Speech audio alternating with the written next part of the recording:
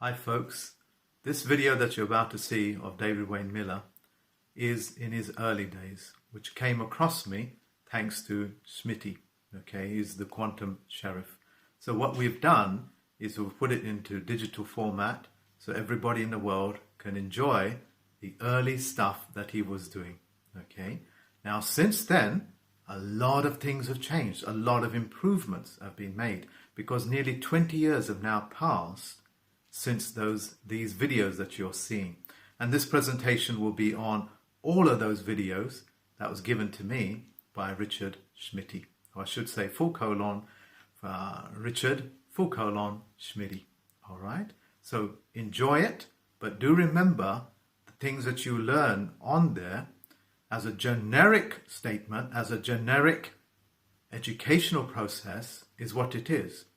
But many things have been improved. And if you want to know those improvements, you need to get up to date with his new videos or to do the webinars that I hold.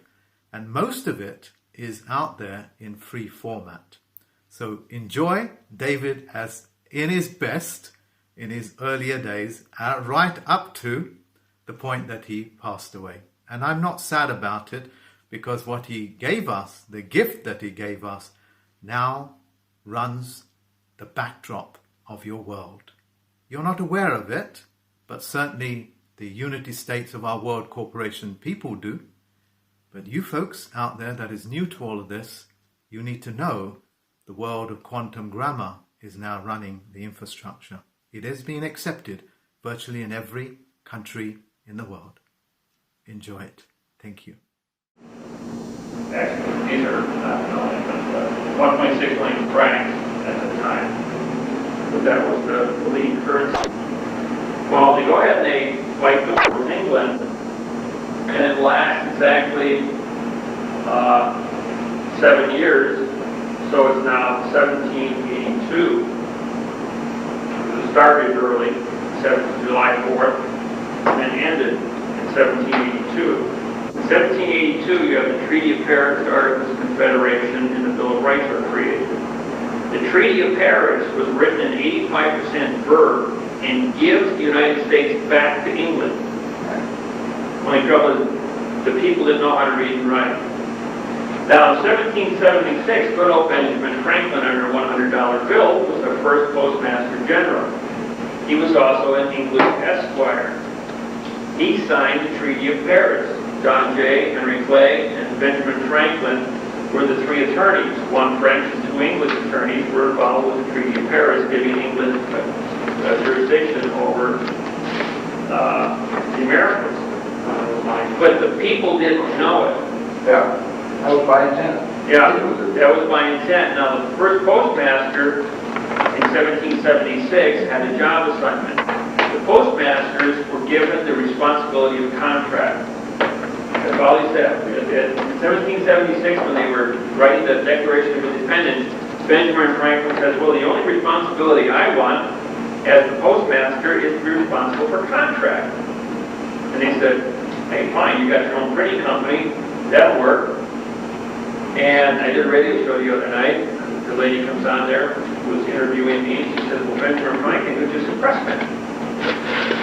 And I said, no, he was an English attorney. He was here in disguise. This is because when he signed the Treaty of Paris, he addressed himself as an esquire. So he was here as a spy from England, real bad. He wasn't. So then in 1776, he set this thing up so that the Secretary of the Treasury was under the Postmaster, and the Secretary of Defense was also under the Postmaster because he was responsible for all contracts. Now, contract is what enlists the armed forces, and the contract is responsible to make the money to pay the military. So everything had to come under the Postmaster. So Benjamin Franklin, who was the first president of the United States, was elected. The Postmaster has more power.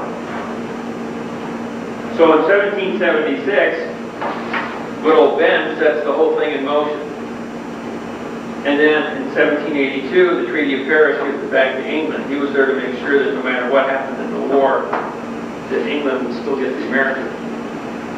So the United States can't pay France the $1.6 million, so they filed domestic bankruptcy for $2 million, because with interest now, this thing came into, it was now 2 million francs that occurred. So they filed a domestic bankruptcy. Domestic bankruptcy is 7 years. Add another 7 years and you got 1789. September 17th. Rothschild comes over and buys the bankruptcy from France. So now the 2 million is now 3 million. Only trouble is now we're doing it with English money. So in 1789, the Constitution of the United States is not a Bill of Rights. It is a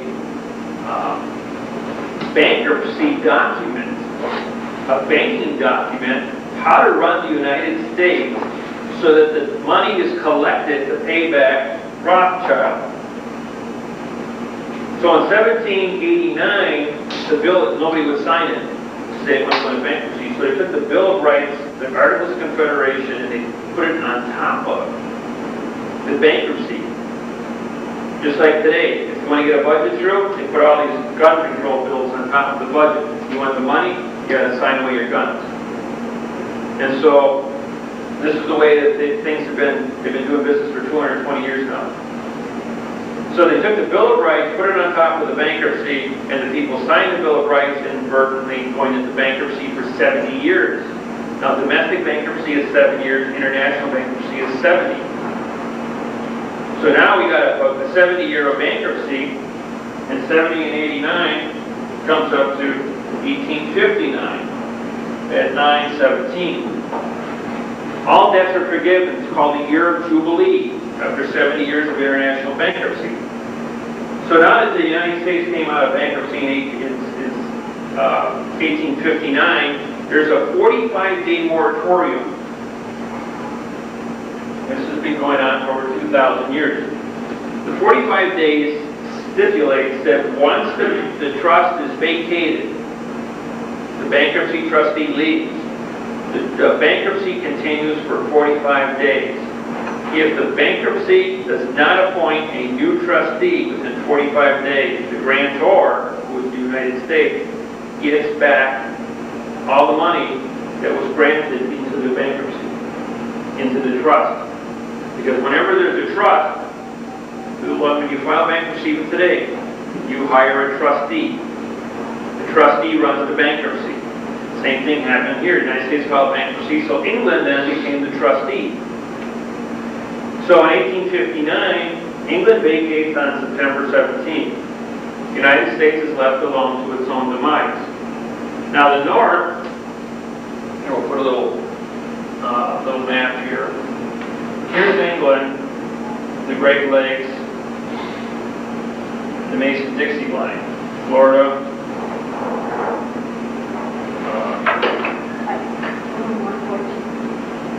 Florida and the Gulf of Mexico. Okay, the state lines go like this here, to the Mississippi River. The South, on the other hand, was under the Articles of Confederation, and they had tobacco and cotton, gold and silver, cash crops for 100 years. They had slavery. So the South was rich with gold and silver. They were a sovereign nation. Only the northern 13 colonies were in bankruptcy with England, not the South. So in 1859, England leaves, and the Congress gets together for the Americas, and the North says to the South, we need your money. The South says, no, we're not going to give you it. He says, well, then we're going to tax you since you don't have any representation. You just came out of a bankruptcy, you're a sovereign nation, and we're the sovereign nation. We've got Articles of Confederation, you've got Articles of Confederation. You've got your Constitution. So what then happened was the Civil War breaks out. The North goes to England and France and says, we will renew the bankruptcy with Rothschild, provided you borrow us the money to go ahead and fight the war. We'll capture all the gold and silver to South, pay off the bankruptcy, and and it'll be a wash. The trouble is, they weren't prepared for the South's aggressiveness to defend themselves. And 1 million people got killed, which cost a lot more lives and property damage than the United States had budgeted for. And it wasn't until Lincoln turned the blacks against the South, and they were, ladybug, your house is on fire. That's where they came out of. Because while the South was out fighting the North, the blacks were fighting the South also. And so they doubled their army overnight by making this, saying all the blacks are free if you fight for the North. And they were tired of the oppression. And so that broke the back of the South. So when they went to capture the South, there was no gold, there was no silver. And so the United States had to renew the bankruptcy. The bankruptcy was rolled back to 1859 because they renewed the bankruptcy and it was going to capture the South. The South is under captured nation status. Even to this day, they are still under captured nation status. Remember that in Alabama, when he put the Confederate flag atop the Capitol, and in Atlanta, they had the Confederate flag on top of the Capitol, and it flew for 3 years. Up until 3 years ago, when I wrote the program, until January of 1998, when came out punctuation. The punctuation stipulated that every treaty, trust, and contract on the planet is fraudulently written. So therefore, the South lost the Articles of Confederation because they were fraudulently written, and the North again could say, you're under captured nation status, take down the flag, and the flag came down. That's what brought the flag down, disqualified the contracts. So the South now,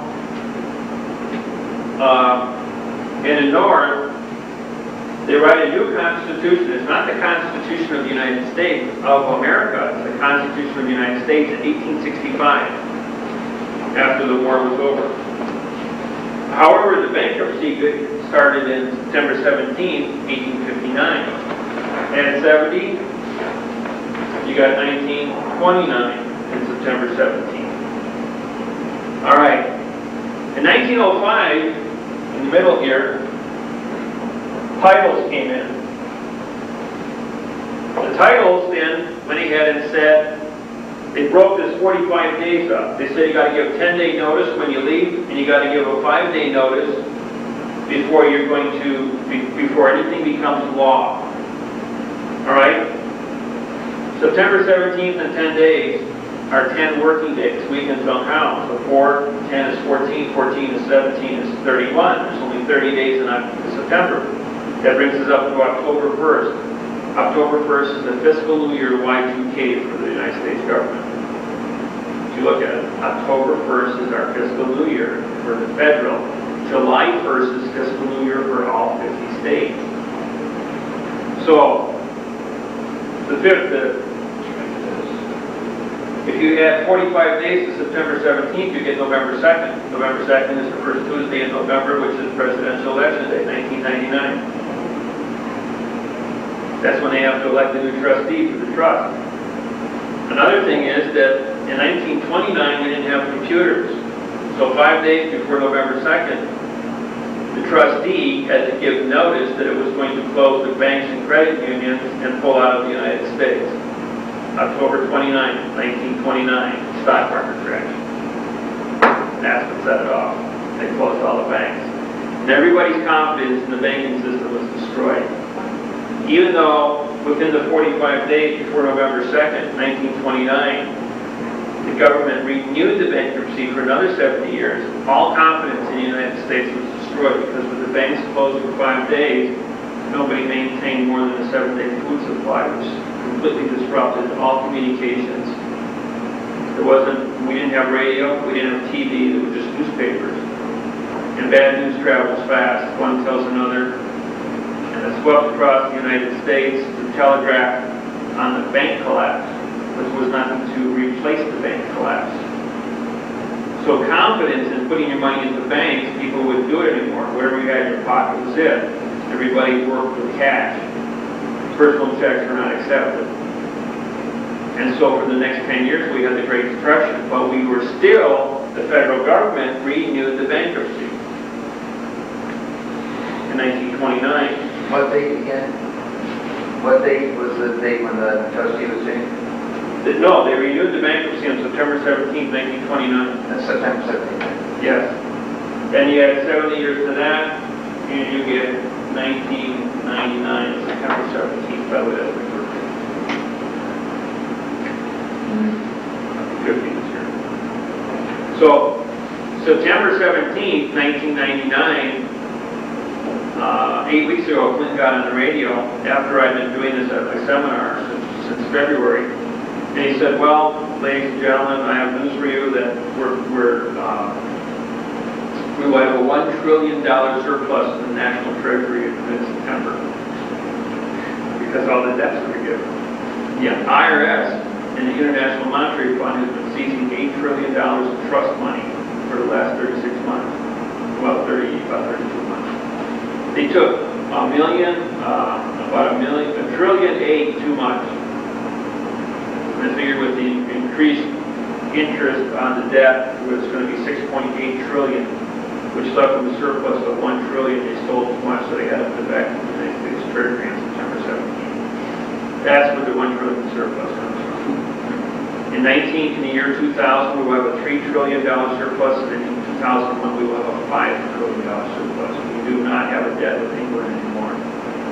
Now, in the paper last week, Monday, it said that the government is trying to refinance their debt. That means that on September 17th, they don't come out of bankruptcy.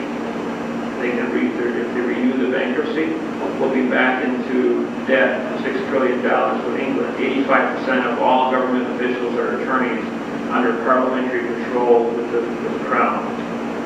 So what they had to do now is they had to pass laws and create an environment where every senator, legislature, congressman, and judge were part of Parliament. So even though we came out of bankruptcy, they would vote the people back into bankruptcy as chattel. This is where my program has really been stepped up. We've gone global now. The fact that we've disqualified every treaty, trust, and contract, and destroyed all of parliamentary fiction, which is strangling the whole planet and starving it out. And people are learning about this. And they're not going to stand still for the lie of the language. That's why they're able to seize the offshore trusts. That's why they're able to seize the offshore monies. Because everything was written in fictitious language. Because you guys have been in school since first grade. You have been taught to put adverbs in front of nouns to create a verb. So you can't modify a noun with an adverb. And so what it does, adverbs modify adjectives, adverbs, and verbs. By placing an adverb in front of a noun, it destroys it, turns it into a verb. You cannot modify a preposition with an adverb either. You put an adverb in front of a preposition, it turns it into a verb. Which means the article then becomes a verb also. I mean, the article gets turned into an adverb, which now takes the noun in the prepositional phrase and turns it into a verb. The phrase would be as by the car. As would be the adverb, making by into a verb. Does an adverb make the car a verb. Instead of saying by the car, which is the prepositional phrase, makes the car a noun, destroys it. So they created this fraudulent language to cover up the bankruptcy. Then the language of the Constitution, the Declaration of Independence, and the Bill of Rights was also written in verb, so that the people never had any rights. But they had to teach people in school how to read and write in verb format, so that they wouldn't suspect the fact that they had a fraudulent Declaration of Independence, a Bill of Rights, or a Constitution. And then they had to go ahead and keep the fraud going until they got everybody in place, and then they were going to capture it all at once. And that's what was supposed to happen this year on September 17th. Because this program has been so successful worldwide, the New World Order got caught with their pants down. And all of their treaties, trusts, and contracts were disqualified under eviction. And so now they had to start over. our program and the truth. There's so many people that know about the truth now that the government is afraid that they're going to have a stampede. And now the government's put a virus out there to destroy the computers, the internet, anybody filing this kind of paperwork. They were prosecuting. There's too many good judges that understand what this is. They're actually giving us our day in court. The rest of the world, which is 96% of the population, has looked upon America now as being stupid, illiterate, and their inability to read and write, but they're the ones that run around with the guns and the clubs. So Russia can't compete because they just came out of their bankruptcy. They've been sovereign since 1988. Because Russia is a sovereign nation now, they're trying to get their capitalist system up and running. They're using, their language was also fictitious, but they're having treaty disputes with all of their neighbors because of the fraudulent language. Everyone on the planet is aware of it, because we send books out to everybody. So now that everyone can challenge everyone else's contracts being fraudulent, everybody's got a deception about it, but at the same time they're learning what the truth is. They're learning how to write this thing in the truth. So Russia wants to go ahead and put this thing on TV, on C-SPAN, worldwide in one program, and let everybody on the planet know about it and bring it up to speed. And that's what they want me to do, is present a program on C-SPAN. When was that? 4 weeks. September 17th. Exactly. They want to coordinate this thing on September 17th, so that the same day that the United States comes out of soccer, becomes sovereign, that they're going to say they're practicing apartheid and genocide against the people by using fraudulent language. It's a political ploy. They can't compete with the United States militarily, so they want to do it from they want to take the détente. They want to take the pen and say, we are the givers, the bringers of peace. And that's how they disarm the war machine on the planet, is by letting everybody know how to get the peace by using truthful language. Where was the truthful language ever at? You said it was concealed for so long? 8,000 years as hieroglyphics. Hieroglyphics was written with picture writing. And now you can read that forward and backwards? Oh yeah, I'll show you what I mean.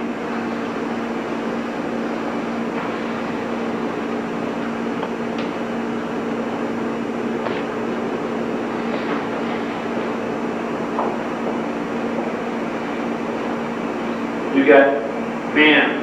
Man is a noun. Bow is a noun. Arrow is a noun. Shield is a noun. But what do you got? You got fighting. You got conflict. Fighting is the verb. He's shooting. He's defending. Those are your two verbs. Now you've got a story. You get two people in conflict. And so by the picture is worth 1,000 words. And whether you look at it frontwards or backwards, truth is written in a circle. And because a picture is no more than an idea, it's an action. The word thinking is the only noun that is a verb simultaneously. It's the only word on this planet that holds two identities. Because you can't be thinking as a condition of verb without it being established as a condition of state, which is a noun. And nothing happens without thinking. You can't justify a single act or a thing because somebody didn't think first to create it. So therefore, thinking is what we call a will of intent. And it's the thinking capacity that gets put on trial. What is in the heart is caused by what's in the mind. So thinking is what is always on trial. You take this here, you take a hoe, a basket, and a tool. Now there are two farmers sowing and plowing by moving two lines. You still got two nouns. You got sowing and you got plowing. Those are your verbs. So you got your story. And depending on how many times they show this individual or the other hieroglyphic symbols, it's your multiples of how many people are represented or how big the crop was. And it tells a story in hieroglyphics. It gives instructions how much food has to be raised for how many people, how the seasons are going to function. Because people run out of food. If you don't put the food up, you're going to starve during this lean times, and you'll be extinct. So these were, in hieroglyphics, were instructions on how man must live.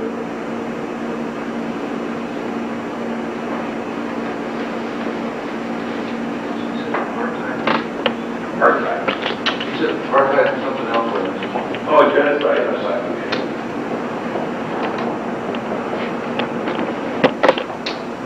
Apartheid. That means to discriminate against the government, to discriminate against the people. Now, how does apartheid become relevant, and why are we in the World Court? Why are we in Russia? And how do we get into the sanctions? How do we get to another area of the planet? Well, this is the first time in man's history that one nation has sued other nations. Other nations have sued for peace. But this is the first time that we, the people, have learned how to go from country to country and sue one country in another country. It's called law of the flag. Now, the sanctuary of the bar, I'm going to call this the court, bar, this is for contract.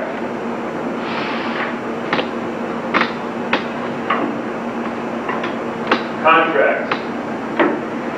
Another word is constitutions.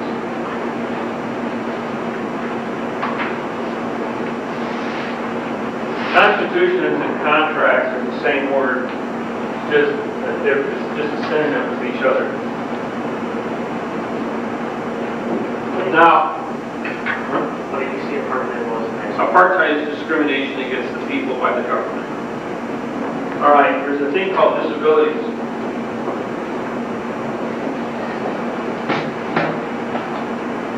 Disabilities Act. Now, the Disabilities Act says that if a person is restricted from seeing, from hearing, from speaking, from writing, or from communicating in any way, shape, or form, transportation, it creates a disability on the individual. If the government is responsible for creating an intentional disability, it's in violation of the Disabilities Act, which now activates the military.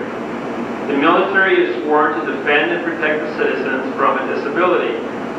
If the civilian government under a yellow fringe flag, controlled by England, causes a disability on the citizens, then it becomes the jurisdiction of your provost marshal, your adjutant general, judicial adjutant general, in the military to take action over the civilian authorities. The civilian authorities have led we the people to believe that they were in charge. They are not. They are a foreign entity under the Foreign Sovereign Immunity Act here in the United States, and they've got the people so buffaloed by using the sheriff's department as their strong arm to arrest and put people in jail for contempt. They pass laws saying we are immune from what we do, that all government officials are immune from what they do. They pass laws that said we the judges and the attorneys can break the law and don't have to answer for it, where the sovereign citizens do. So this here became a double standard, just like they had in England, where the lords could go out and rape the people, but the people had a defense. They had, the standard taken. The movie Braveheart was a classic example of where the people were called chattel, and the lords would come into the villages and rape the women, and men couldn't do anything because the soldiers stood by and let it happen. Well, that's not true anymore, which started the Ireland and the Irish and English wars. And then from the Irish and English wars came the Magna Carta, 1215, but that was written in fiction also. I corrected it. It's 85% fraud. So the language of England, the English language, was created as a fraudulent program for 1,500 years now. Rome set that up 2,000 years ago, right after Christ. Because Caesar wanted to be God, so he obstructed the language and put this whole mess in play. Okay, now when a disability is created, You take a noun and turn it into a verb, and all your rules, regulations, communication skills, and pleading, that's a disability, because the government is saying if you don't speak in verb, that you can't be in our fiction. Well, we don't want to be in fiction. We're sovereign. We're in the truth. We want to be in truth. So we go back and we sue the government for fraudulent conveyance of language for the extortion of rights, creating apartheid against the people under the Disabilities Act. The Disabilities Act now gives us the power to call out the military to arrest the judges. Well, 2 weeks ago, 3 federal judges were arrested in Honolulu, Hawaii, for apartheid and genocide against the Hawaiian people under the Disabilities Act, because the Hawaiians went to the military, JAG officer at Pearl Harbor Naval Base, and said they viewed nouns as verbs causes a disability of communication and injured us. The JAG officer looked at it and said, "You're right." They arrested the 3 federal judges from the federal prison without a trial because they had forensic evidence. It was a slam dunk because they signed the orders for genocide. So they automatically had confessed on the paperwork and agreed were taken to the federal prison. And they used the lawsuit that I drafted for Matthew Naomi to deal with it. So things are starting to heat up. Now another lawsuit was filed in Russia 6 weeks ago. Vladikavkaz, that's over by North Korea, the only free port that Russia has.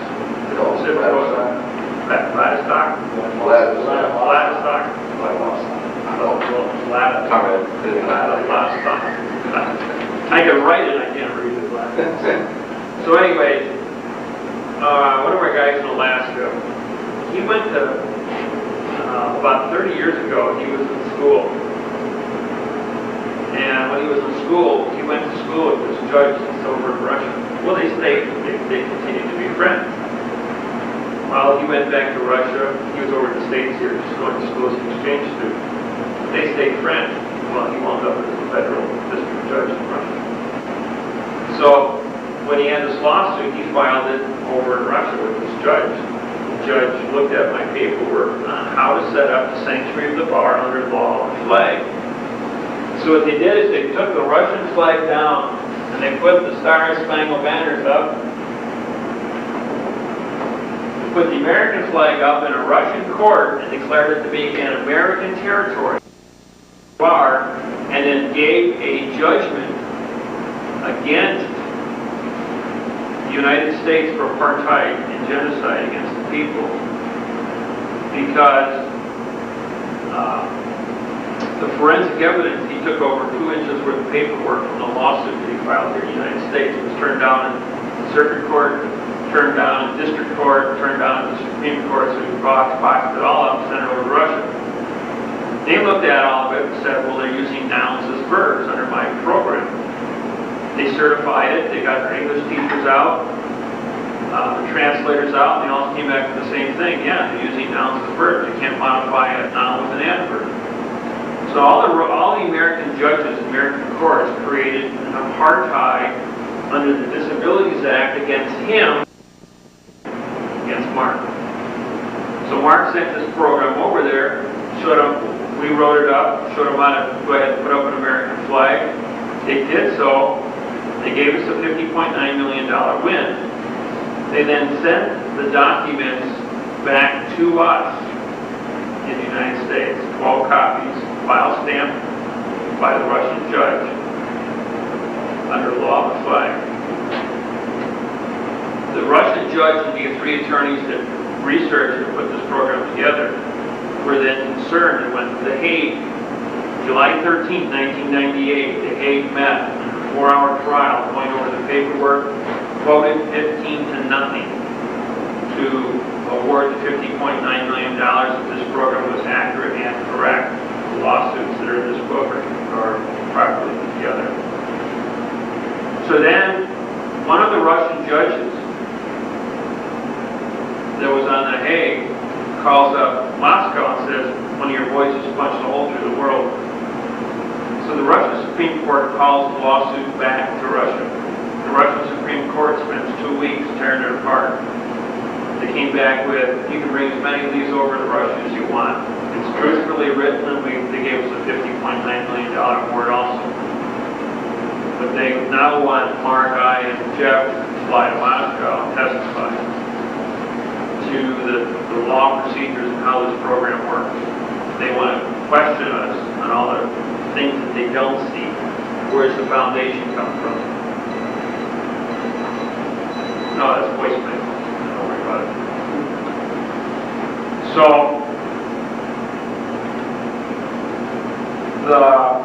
in 4 weeks, we'll get our visas and passports together and go over there. And we're going to teach them. Now, we've had 3 communiques since they've invited us. And the other people that have defaulted are not being invited because they're default. The program is also going to have a second tier effect on treaties, trusts, and contracts with Russia and their neighbors. This will be worth trillions of dollars of trade to them to write truthful contracts with their neighbors. It'll also make the military stand down because the people won't be so agitated. Right. Because the people are also getting this thing worldwide on shortwave broadcast. It keeps going out every night. My students all over the United States that own shortwave transmitters are just taking these tapes and broadcasting on open channel all over the country. They're just taking segments of it, they're broadcasting my speech in this program, and it's being anybody's got a shortwave transmitter all over the planet getting this information. And it's exponentializing itself. So they can't stop it. People are learning what truth is, and that's why they've got so much deception. Or not deception, dissension. So the people, the governments are now being faced with the fact that we've got to change the way we do business. We have to bring ourselves into a truth, but the people are going to rise up against it. Because the people will not follow the lie. A new world order, there's nothing wrong with a one world order. Right, you got freedom of religion, you got freedom of vote, freedom to travel, the right to raise your family. So there's the right to work. So you've got certain specifics that if the people are guaranteed these in a truthful scenario, no matter who you elect in office, that individual must maintain a position of absolute honesty or they won't get into office.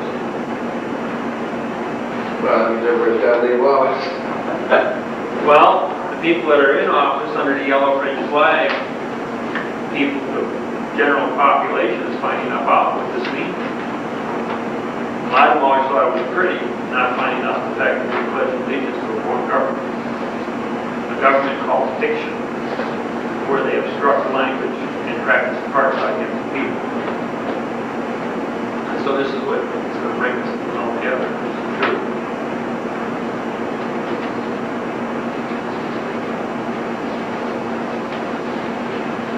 Now I'm going to go through some of the formulas and how these programs work. We'll first take the 1 on 10. Take a math problem. 1/2 plus 1/3 plus 1/6 equals. Well, you can't do that. First rule of English is that there must be a single thought in a sentence. That you can only have a single idea in a sentence, and you can only have a single tense in the sentence. The same rule applies to math. You must have a single denominator. So you can't work this problem out. So here we've got the future, here we've got the past, and here we've got the present. So if we bring this all current, we've got 3/6 plus 2/6 plus 1/6 equals, now we've got at least common denominator in present tense. There's a timeline. Nothing exists in the past. All things exist in present tense stacked upon themselves, and nothing exists in the future. If you have something in the past, you use the preposition from. If you're going to the future, you use the preposition to. Neither of those two words exist in real time, so therefore they disqualify anything that they're used in writing treaties, trusts, and contracts. If you look at your trusts, if you look at your contracts, if when you look at your treaties with these words in there, you were deceived because you have no present tense jurisdiction to have that document official. A court only exists in present time. But because attorneys only use from and to, and they work in the sanctuary of the bar, which is under the yellow fringe flag. How do you capture a flag? Remember a kid's game? Capture the flag? You put fringe around it. You put decorations on the flag. You change the condition of this contract. Now, what is a contract? Well, the flag is no more than a symbol. If you have an American flag, well, I know we refer to Title 4 U.S.C. 1, but in fact, the flag is no more than a symbol of the contract. This contract flag says, this is the flag of freedom. This is the flag of the freedom of the contract. That's what it symbolizes, freedom of the contract. They've been fighting all these years. They're trying to say that this year is different. That it is they're trying to put a label on it. It's not the flag of freedom that you can go out and do anything you want. It's the flag of the freedom of the contract. And by placing yellow fringe around it, they change the condition of the freedom and say, no, this is the flag that the freedom has been captured. It's under chattel. It's in bankruptcy. So the judge has declared himself to be the trustee of the bankruptcy as an extension of Parliament from England to collect taxes. That's why the fines come into play in court. Because he's here to collect taxes to pay back the bankruptcy. So this is where they put the yellow fringe up there. They deny the contract. They deny the Constitution in the sanctuary of the bar because this is a foreign country.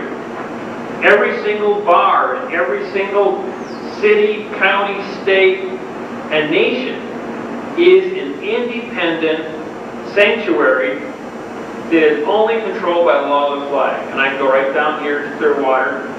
I can put up a Russian flag and declare a Russian court and hold Russian court under their rules and regulations. But the minute an American flag walks into that bar, it will capture that national flag. Because the American flag is sovereign to this soil, just like the Russian flag is sovereign to its soil. Now the law is very clear about the law of the flag. The sovereign flag cannot sue its parent. It cannot sue itself. It should not. Now this comes from the Bible. You should not testify false witness against yourself.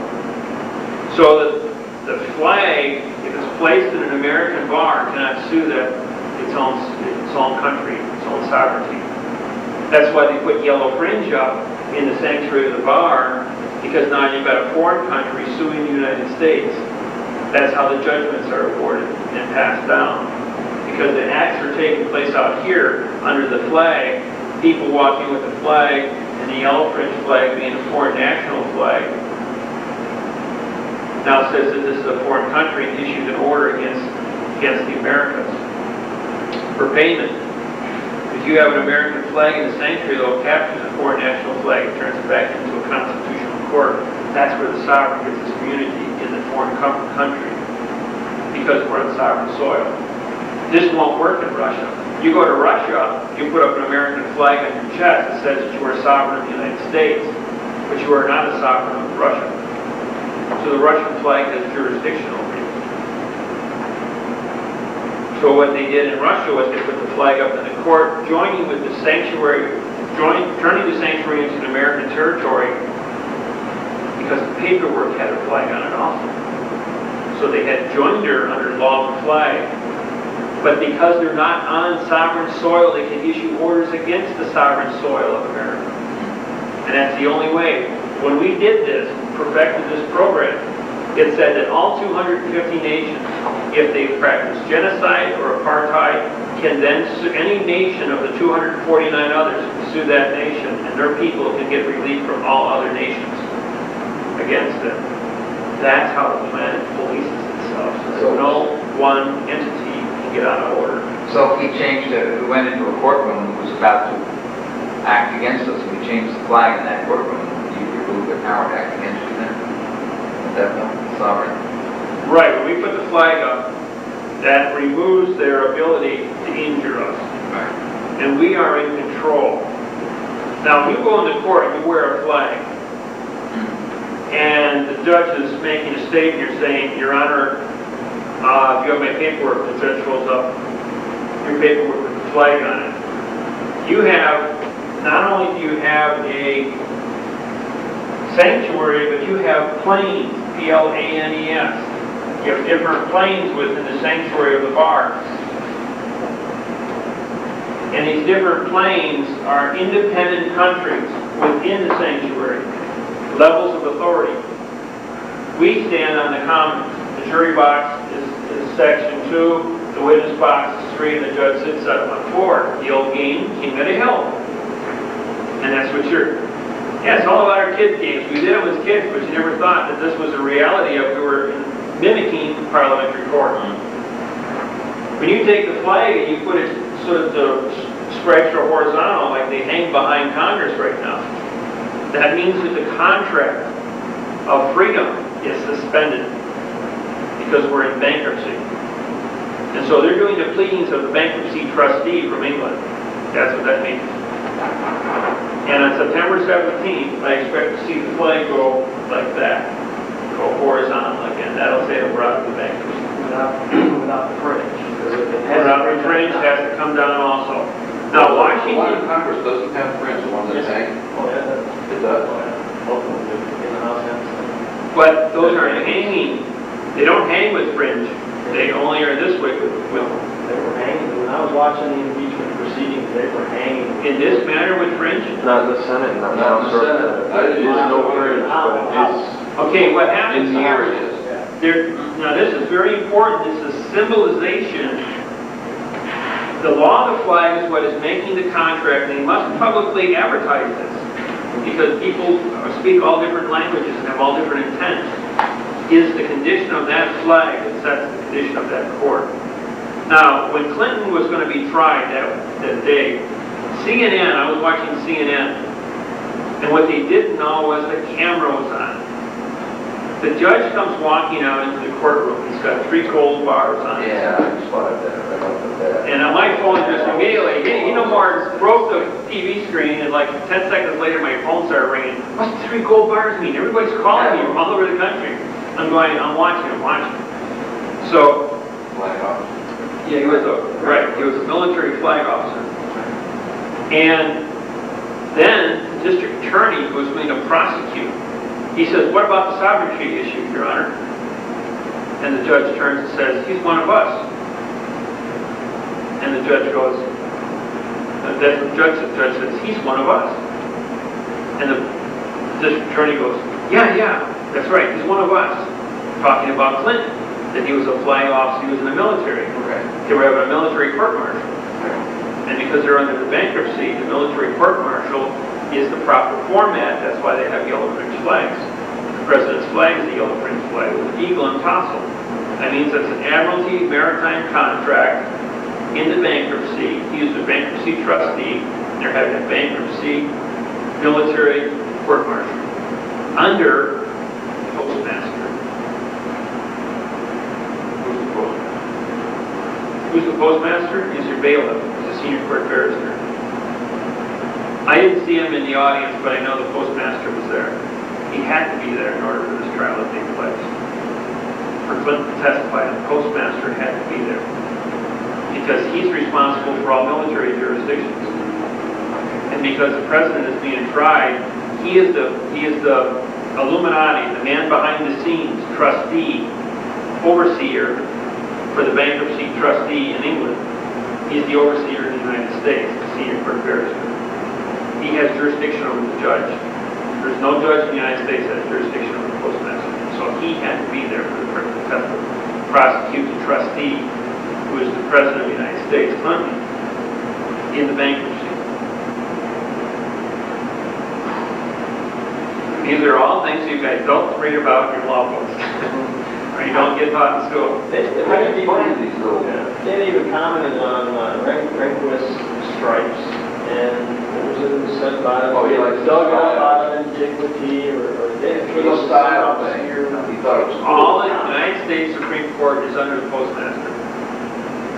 Postmaster sees over all jurisdictions of government, legislative, and judicial. But you're saying the stripes were military. Yeah, Oh, yeah. just a ranking, that's all. But then this district attorney turns and the red light is on the TV camera. And they have broadcast that over CNN National where that conversation took place. It was supposed to be off camera, that was supposed to be confidential conversation. And they said more in that 1 minute than the whole trial combined, everything that took place in the whole year. Because that they gave top echelon information on camera to the whole American population, and they didn't know what they were hearing. Did you tape it, man? But enough people saw it that when I go to seminars and I do this, they go, yeah, I saw it, I saw it. I saw it too, I just don't remember that part. They verify it for, they verify it in different seminars. Well, okay, what that says is, these people, they have intent. They have criminal intent. Criminal intent is what they're functioning on, the fraud. That's right. So that means that, and think about how many documents they've signed, they've committed themselves. Every single treaty, trust, contract, all 50 state constitutions, all U.S. constitutions and treaties and trusts are all written in the same verb language. Because the language has been taught for 1,500 years, it has intentionally violated the procedures that this is a pen. A pen is a noun. It is a noun as a procedure in all 5,000 languages. But this regime turned it into a verb by calling it the pen. The Spanish still say del pen, of the pen. Put a prepositional phrase in. That was another question I was going to have. In other languages, Everybody, because they're essentially assumes the article as part of their text, okay? So their language is correct. exactly. The English is not. But in many cases, where they fall down is they put two nouns together. The law is that you put a noun on top of a noun becomes an adjective, which means it becomes a presumption. Right. Which calls for manipulation. So there's a punctuation They issue. drop right. The whole planet, all 250 nations drop punctuation and writing.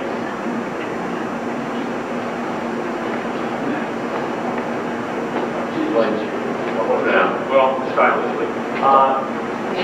I collect stamps, and I collected stamps since the early 1960s. And I was looking through the Scott Stamp Album, and all the old stamps from the United States would say United States or U period S period postage. Get up to about 1975, It was and it 71. dropped around there, but I was just going by the pictures in the book. Instead of having the cent sign, they just had a C. And then you get up to about 1985, and it completely dropped the cents. And it just says, it doesn't say United States anymore, it just says USA. No punctuation on the letter. So what it had is 33 USA, as opposed to years ago would say United States postage 3 cents. What was the time frames and the reasoning behind it? How do you boil a frog? Just drop them in hot water, they'll jump out. Put them in cold water, bring them up to boil, you cook them. So they had to change things very subtly, very slowly, so that people wouldn't even notice. Here, I'll show you something.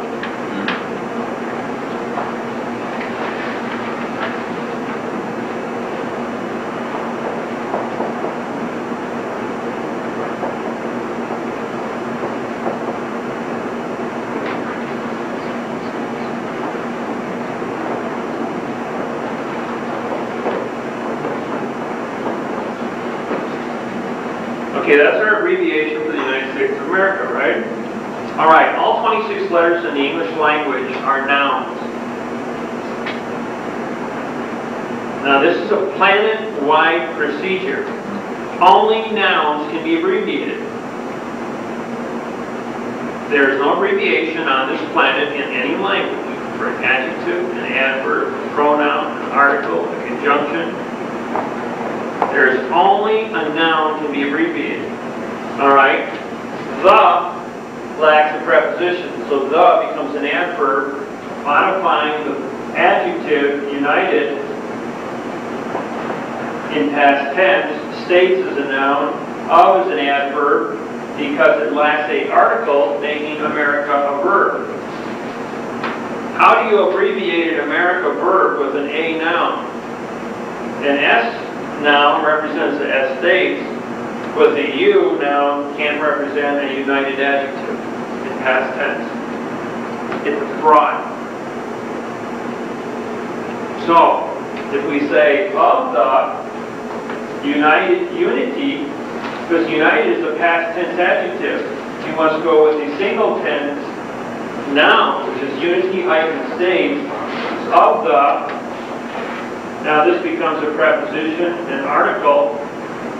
Same thing here, we got a preposition and an article making America a noun. Now you've got a U noun for unity and an S noun for states and an A noun for America. Nouns. Unity becomes a noun too, right? Unity is now a noun because there's a hyphen. It's a unity hyphen noun. Without the unity, without the hyphen, it would become an adjective, which then would become united, ED. So you have nouns and nouns because of the hyphen. Right, now we've got three nouns represented by the three nouns. Now you've got joinder. You must have joinder in order to have jurisdiction.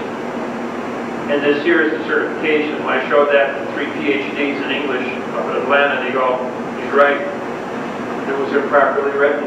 So the current And this also, the Postal Service, which is responsible for contract and the truth, has accepted the unity hyphen states of the America.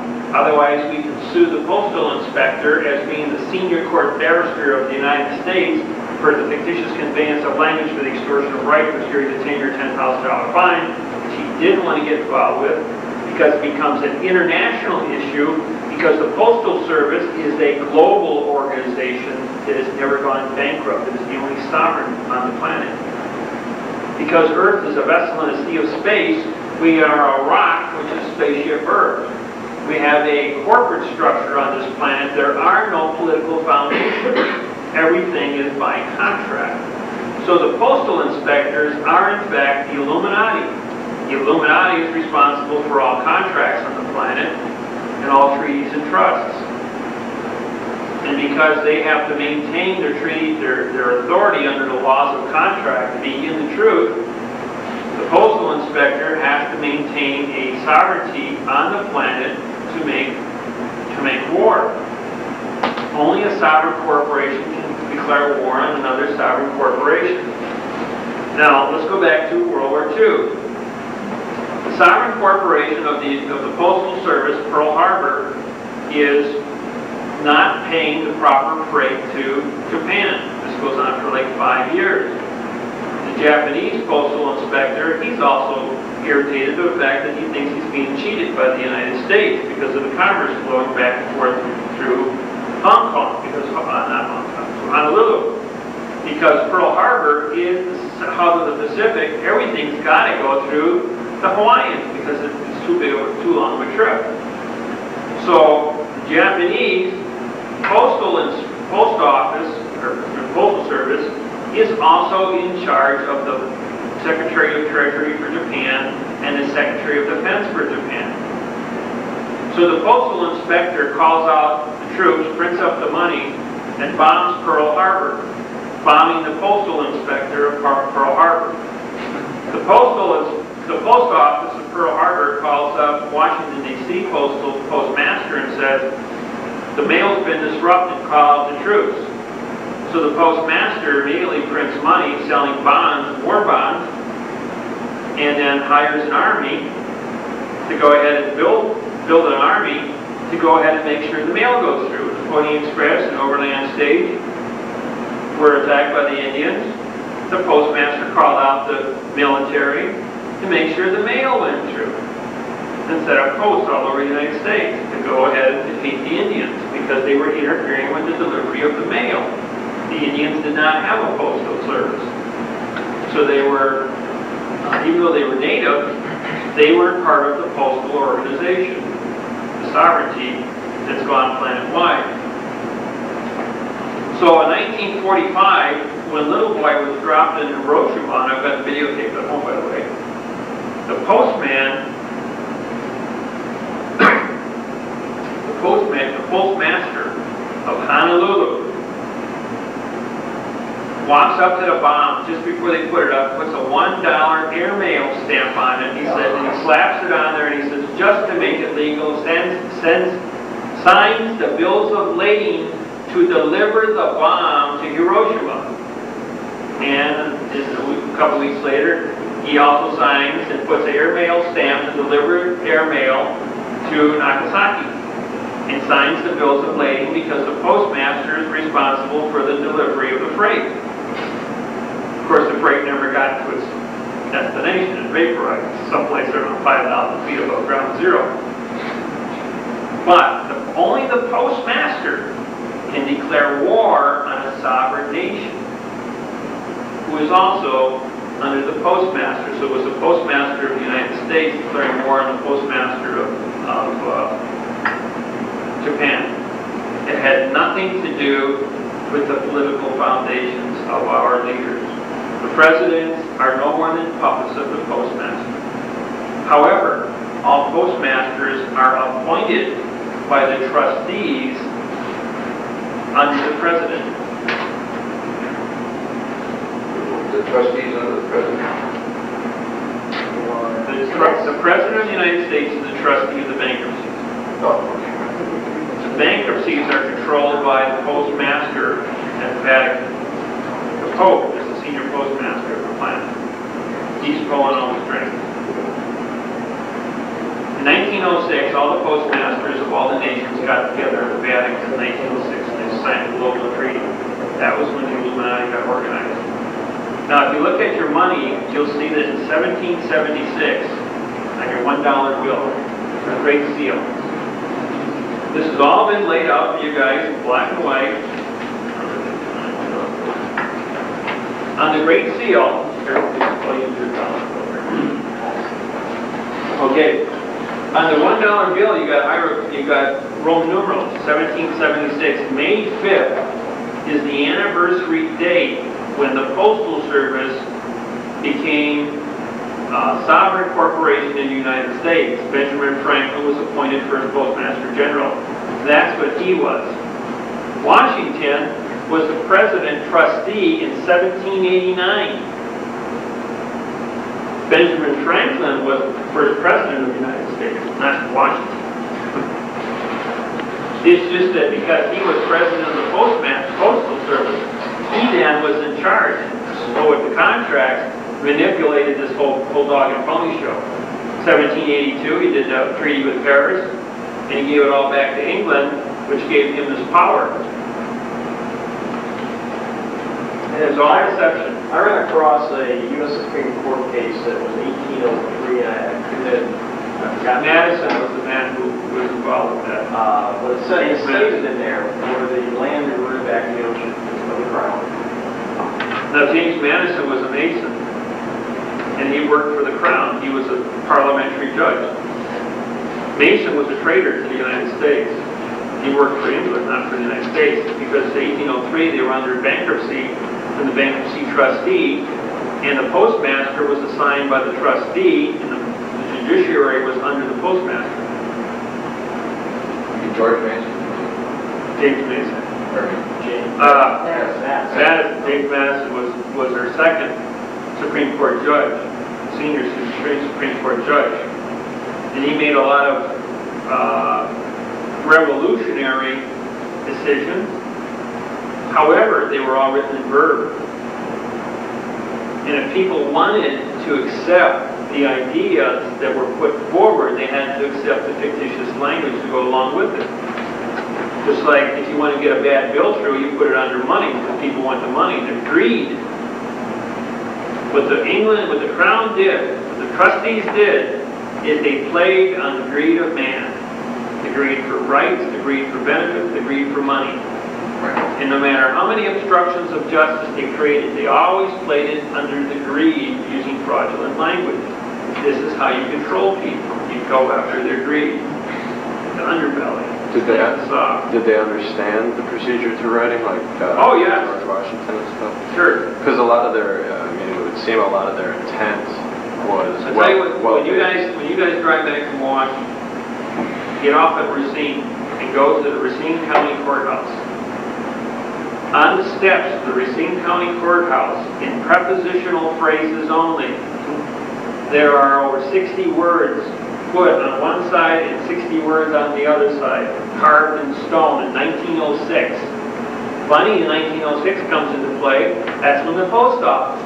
That was the original post office building. Also, the treaties in 1906 were cut in at the Vatican. When they built that post office, Masons were responsible to build it. Masons were responsible for the writing of the language that is set in stone on both sides of the walls of the courthouse. But that was the original post office, if you look at the history. But they cut away everything that ever said it was a post office on that building. But everything it says there talks about justice and truth. My whole entire program is carved in stone right on the walls of on those steps. It was done in 1906. So they knew what they were doing, and it was, somebody had a conscience back then. And when they set it in stone, no one went out there and blasted it off the rock. It stayed all these years. That's a courthouse in Racine, Wisconsin. Courthouse in Racine, Wisconsin.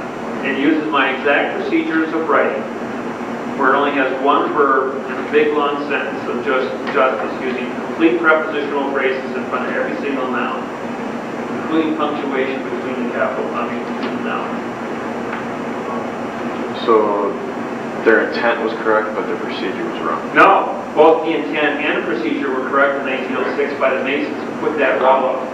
1776. Oh yeah, 1776, they were going after man's greed.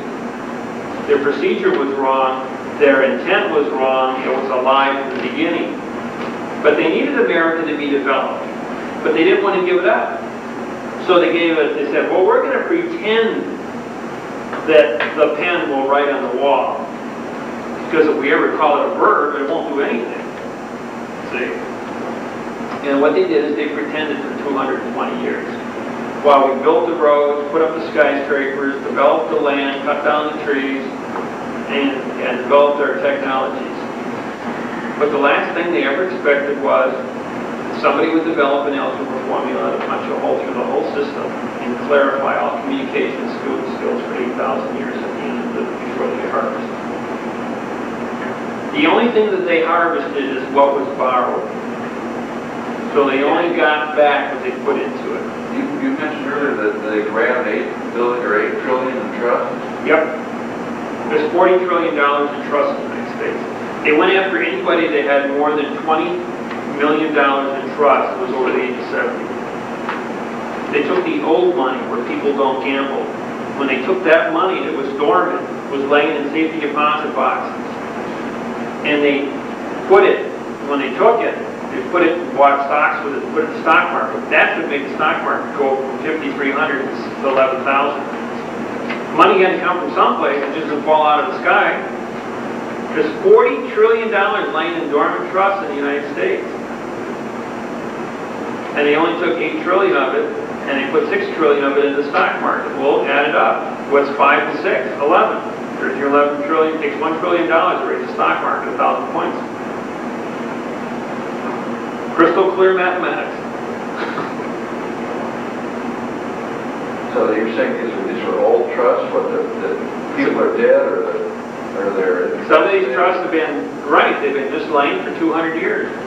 There was old money, old trust, old interest accumulating in the big banks, Citibank, Bank of America, Wells Fargo. What gave them the instrumentality to be able to grab it? They just stole it. I did. Oh, you March 1st, 1997, gave them the formulas at a seminar in San Jose. 2 IRS attorneys were in the audience. They saw what had happened, immediately bolted, and the next week they took $60 billion out of England. The next week they took another $100 billion out of the Northeast. The third week they took another $100 billion.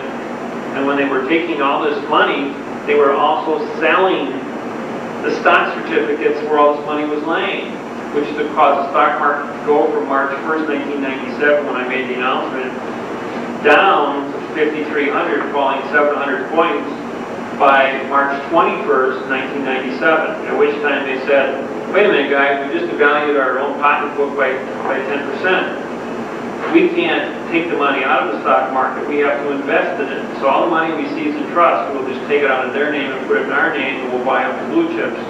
We'll buy up computer, oil, gas, iron, coal, all the water rights, food rights, the land rights, food production, cattle production. Electricity. We'll control all the key industries. But you said the IRS did this one? International Monetary Fund's been doing that because the bankruptcy expires on September 17, 1999. They didn't want to lose what they built. So if they seized all the dead money in trust, bought up all the hard assets. Oh, well, they still grabbed the money fraudulently. They had equity then. Now they're getting equity in the country and they'll get it back in the form of dividends. So they can still keep the old machinery running. But they didn't have the right to grab the money in the first place. Yeah, they did, because every one of the trusts that they seized was registered with the International Monetary Fund. When they registered a fraudulent trust, they said, I deposit all the money for you for income tax benefits. Because the income tax benefits were now null and void. I mean, why would they, they said, put the money in trust and it's tax-free, right? Right. If you give them their money. Trust, I got you, okay. No, it's tax-free because you gave them 100% of your trust. Why would they want to tax themselves? It doesn't make any sense. Because they owned everything, they didn't have to tax themselves. They already owned it. The only thing they had to do was go out and take it whenever they wanted it. Right. But they didn't know how to take it until March 1st, 1997, when I showed them the formulas that the to was in future tense and from was past tense. And every single one of the trusts that was registered with them said, this trust, and I said, that's not a pronoun. It's not defined. UCC1. What is it this? This is an article specific, except there's no preposition. So because this is not an article and it's not a pronoun, and it's not an adjective because it doesn't describe anything, it becomes an adverb through process of deduction. Sherlock Holmes says, if you remove everything it can't be, therefore it is whatever is left. This is an adverb modifying the verb trust, because adverbs can't modify nouns. And if trust is a verb, there is no such thing as a trust verb, so therefore trust is null and void. And everything in the word this was supposed to represent the title of the trust as a substitute pronoun. But in fact, there is no such thing as a pronoun. Pronoun was an invention to deceive you that you were using an adverb, but they called it a pronoun so that you wouldn't get suspicious of an adverb. But a pronoun violates UCC1, full disclosure of intent of the contract, because you can't define this. Therefore, your contract is null and void. And so, through process of elimination, this is an adverb modifying the verb trust. There is no such thing. So all trusts were declared null and void on March 1st, 1997. $40 trillion is laying on the table. All you got to do is pick it up and put it in your pocket. And the ones they picked up, you said, were people over 70 with over how much? Over 20 million is what they started with, million. Okay, now, if you had $20 million and you are over the age of 70, are you going to go through the stress of trying to defend yourself? Your memory, your learning capacity at the age of 70 is just plain not up to speed. So what are you going to do? You're going to hire an attorney. Who does the attorney work for? The judge. Who's the judge work for? The International Monetary Fund. So you hire the International Monetary Fund to defend the fact that they just stole your money and they got to catch 22. They put you in a nursing home and they take your money quietly. And if you resist, they'll put you in prison and silence you completely. Or the stress of losing your $20 million causes you to have a heart attack or a stroke and you wind up in a nursing home or dead. Either way, you're gone. You're out of the picture. You don't have to wait for your inheritance tax. They just take off. Very, very subtle, very slick, the way they did it. But the money's actually worse than nothing, so they have to... Okay, well... I guess it is.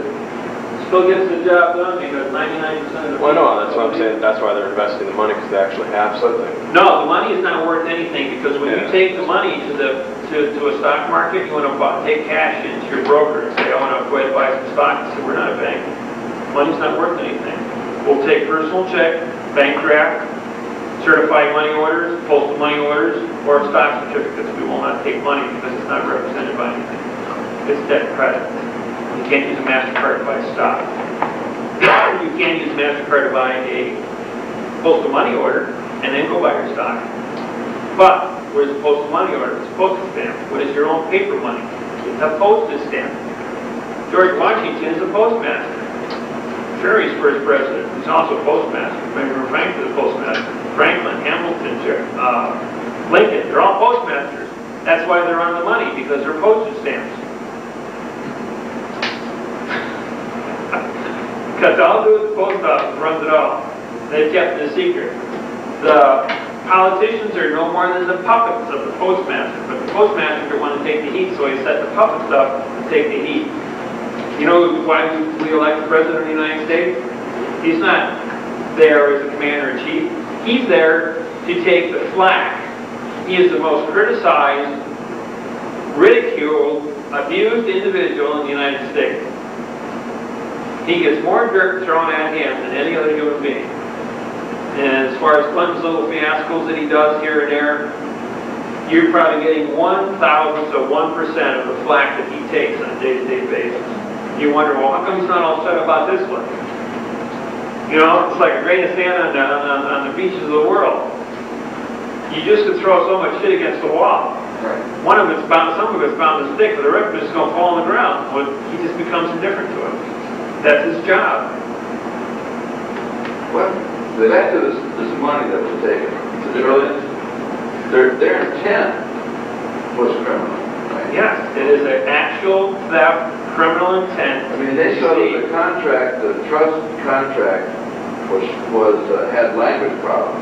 Okay, okay, so that does not give them the right to steal that money. It just gives them the knowledge to Take the take. Right. So is that why, for instance, with Susan and Amelia, their charges were mail fraud? Susan and Amelia, Terry, Toby Brown, all those guys that were on trial here in... Oh, you mean the Apolito case? Yeah, the Apolito. Okay. Wasn't that mail fraud, basically? What they did was they set themselves up a fictitious government. Well, I understand what they did, but I mean, as far as how the government brought it down. Okay, Amelia created fraud. The government created fraud. They joined with the fraud. Everyone hired an attorney except Brown. Brown called me as his expert witness. And Meredith surrendered the courtroom to me. I had the courtroom for 45 minutes.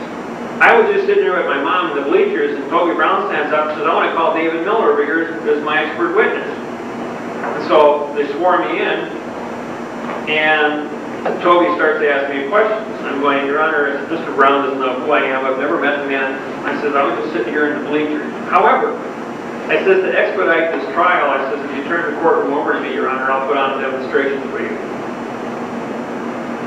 You know what Judge Meredith did? He said, do we have a blackboard? And everybody clamored and said, yeah, we got one over here for traffic court. Bring it out.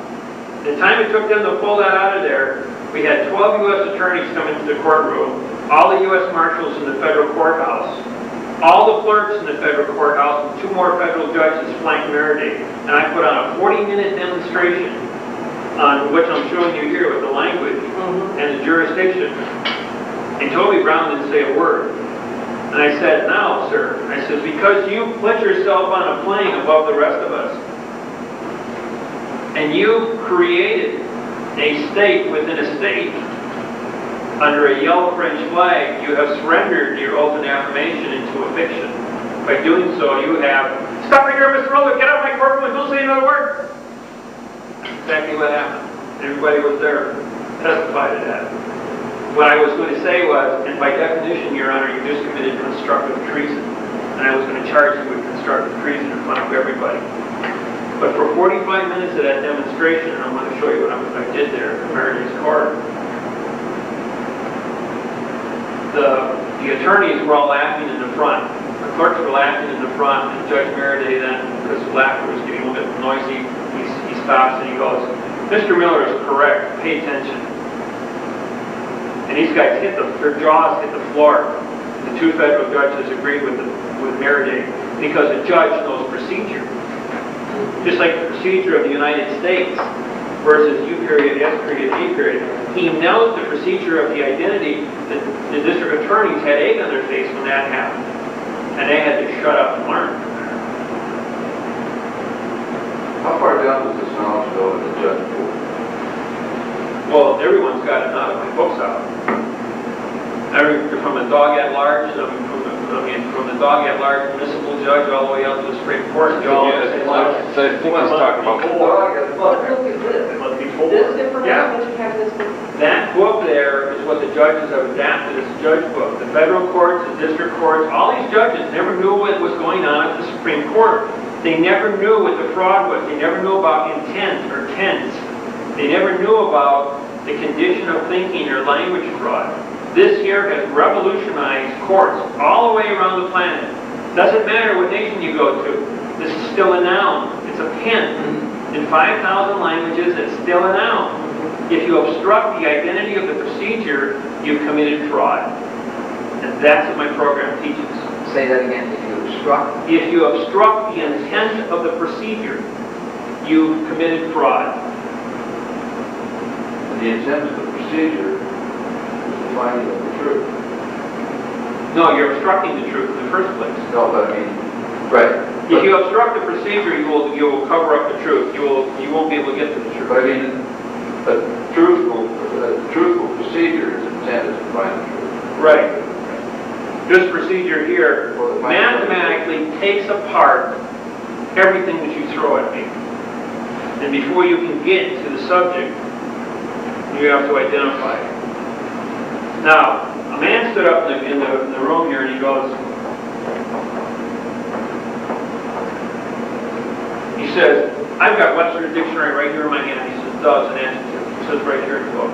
I'm going, okay, let's look at it. I looked it up. He's wrong. There's two definitions to that. When I saw your tapes, I looked at the adverb issue too. It has multiple definitions. Right, that's right. And you got that. It's moved. This is buried in there, but it's in there. How's that reflect? Are you getting reflection from No, the light here? not toward your hand. Sorry. I'm going to move this light here. That fan is blowing on me. I'm getting going to the sore throat. That air conditioner, when you stand directly under it, it's like 50 degrees directly in the blast. All right, we got an adjective, a noun, a verb, a pronoun, an article, a preposition, Adverb. and an adverb. Okay. Through deductive reasoning, are you getting me clear? That's just. Is it good? Okay. The man stood up and he said it's an adjective. I said, no, it's not. He says it's an article. I said it could be. I said, but now we're going to use deductive reasoning. If it's an adjective, it has to be a noun first, like the word pen. Blue pen. Blue is an adjective of pen. But blue is a noun, and it's right. By itself, blue is the name of the color, so it's a noun. Put the noun in front of a noun, it becomes an adjective. So, because the has not been established to be a noun, it can't be the adjective either. How about a noun? Well, it can't be a noun because it doesn't describe a person, place, or thing at this place. That disqualifies it. Is it a verb? Action? No. I can make it a verb very easily. Pronoun. A pronoun violates UCC 1, full disclosure of intent. Describe what the word the is as a pronoun. It isn't defined, so therefore, because you don't define it first, there has to be a contract affiliated with the word the to identify it as a pronoun. It doesn't exist, so therefore it's disqualified. An article. The can only be an article if it's in the presence of a preposition. It must follow a preposition, otherwise it cannot be an article. As a preposition, it doesn't exist, and I don't know how it could ever be a preposition. I've never heard of it, seen it, or I don't know how the mechanics could ever make it a preposition. Adverb. It's a modifier, therefore it becomes the adverb. Modifies the verb pen. There's no such thing as a pen verb. Therefore we have a fraudulent statement. But this still is an adverb, and this becomes the verb. Now, if I say of the pen, now this is a preposition, this is an article, and now this becomes a noun, because all words that follow a prepositional phrase are nouns. There is no exception to the rule. Point being,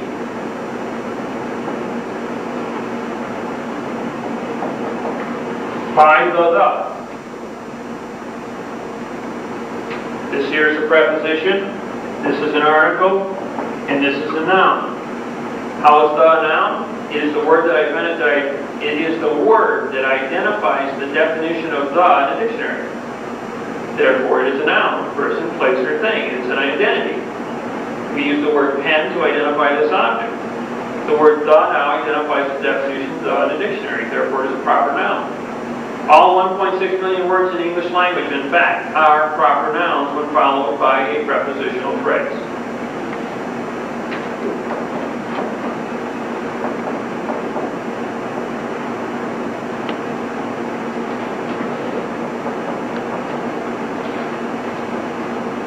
We did this one in front of the PhDs in English also, which blew their mind. This is an adverb modifying the verb the. Of is a preposition. This is an article. And a noun. We used it 4 different times in that sentence. We have a noun, we have a verb in a sentence, therefore it's a properly written sentence. It is. It's a properly written sentence.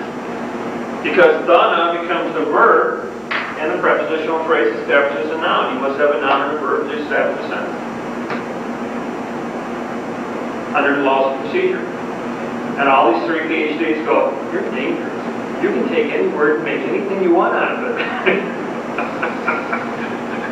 Just the first part of that, the adverb and the verb. Adverbs always modify verbs. It can't be an adjective because there's no noun to cause a modifier to take place. It can't modify another adverb because the adverb doesn't modify, adverb can't modify a preposition. Can't. Adverbs cannot modify prepositions. Adverbs can modify verbs. Alright. If you put, this is an adverb modifying a verb, then the preposition stands alone and becomes a prepositional phrase. If the adverb modifies an adverb, which modifies an adverb, which modifies an adverb, then that would become the verb there, as the.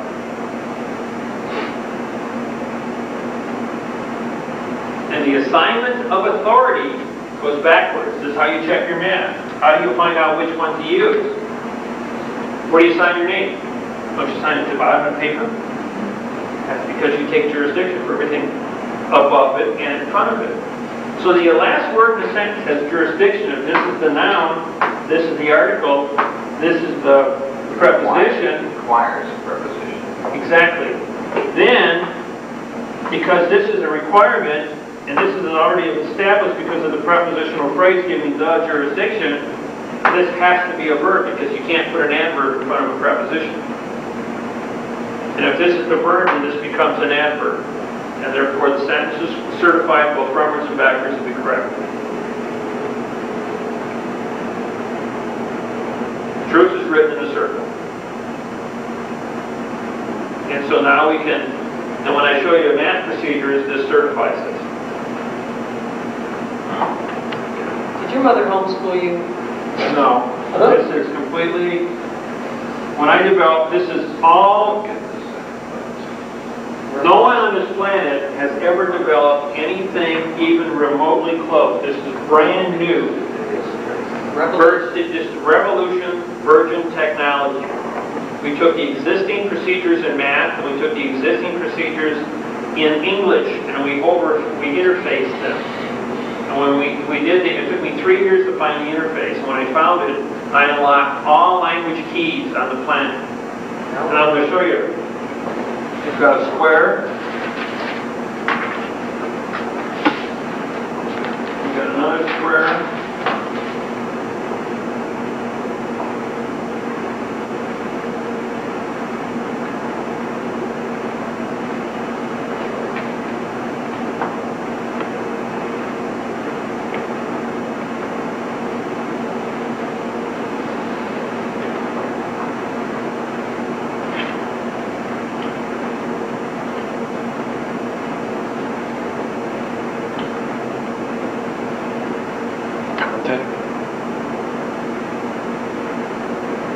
See, now you got to put the whole program together. You got to put the puzzle together, and all the math problems have to add up at the same time. In the Sunday this week section, the girl that is supposedly the genius, she put that in her one of her articles in the last year. See, and the answer to this is hieroglyphics and this is numerical. And so what you do is this is a three-dimensional puzzle.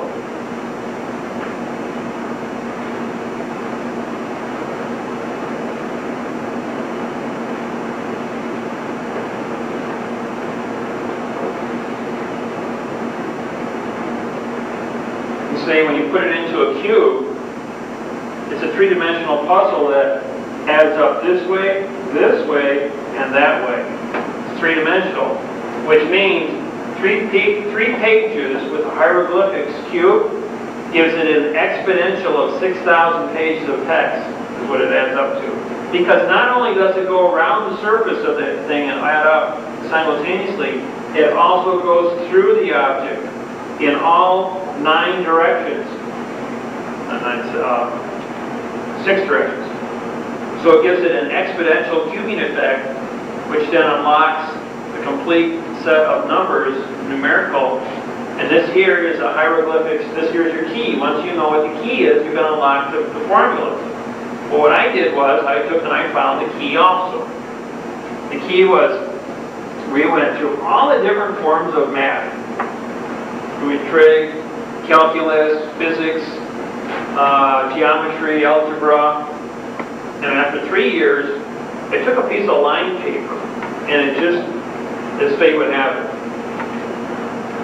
Normally your line paper line, it's just, you write like this here on your lines. Well, this day, the line paper was laying like this, and I went 1, 2, 3, 4.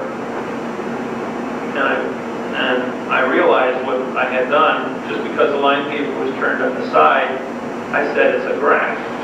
It's a three-dimensional graph that I'm looking for. I kept looking at procedures. I kept looking at something that was flat, trying to go in a straight line. It's not a straight line. It's a three-dimensional object. And I immediately it just exploded in my head how it works. So what the answer was, 1 plus 2 equals 3, and 3 minus 2 equals 1, and that's how tough it was. But I had to put the values in place, and I did the values the first time correctly. So then I expanded, I went 2 plus 3 equals 5, and 5 minus 3 equals 2. 2 times 3 equals 6,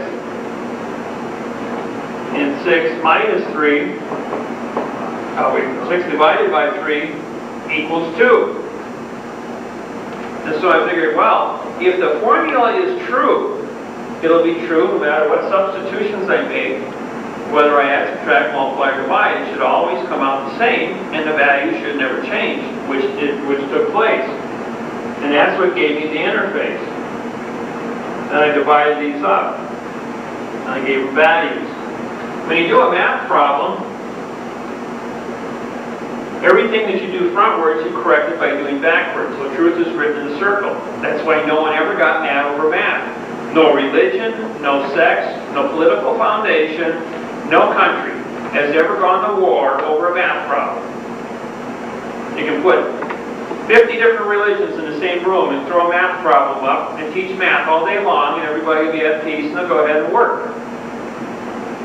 Say one theological statement, you'll have the entire room go to war and kill each other in the next minute.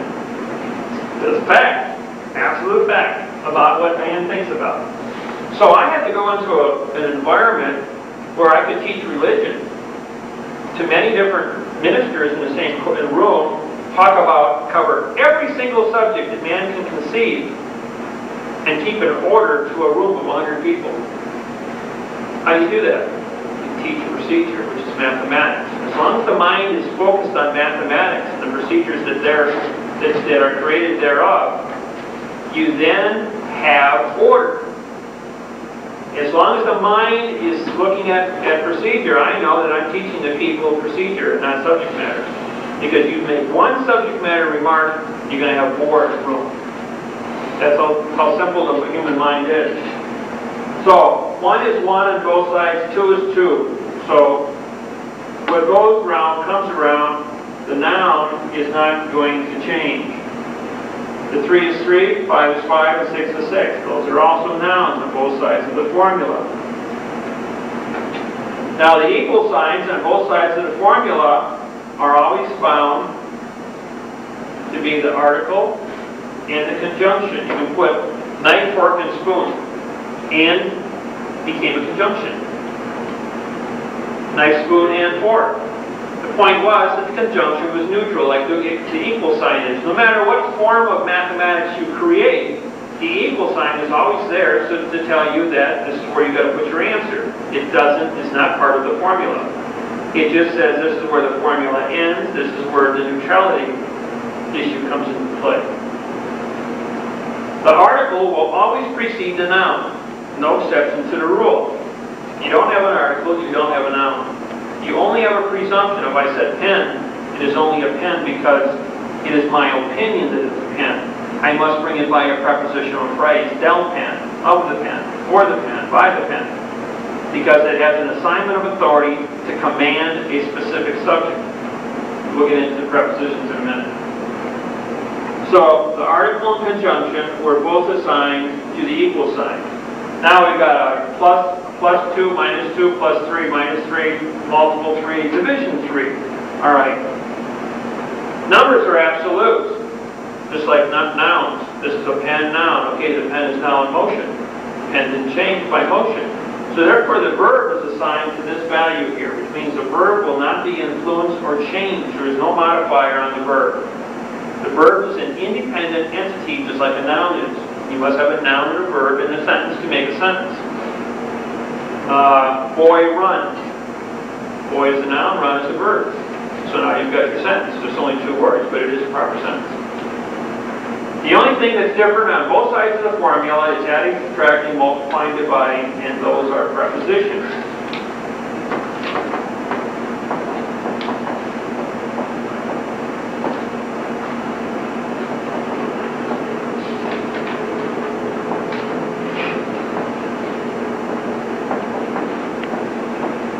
For the one nation is under the God.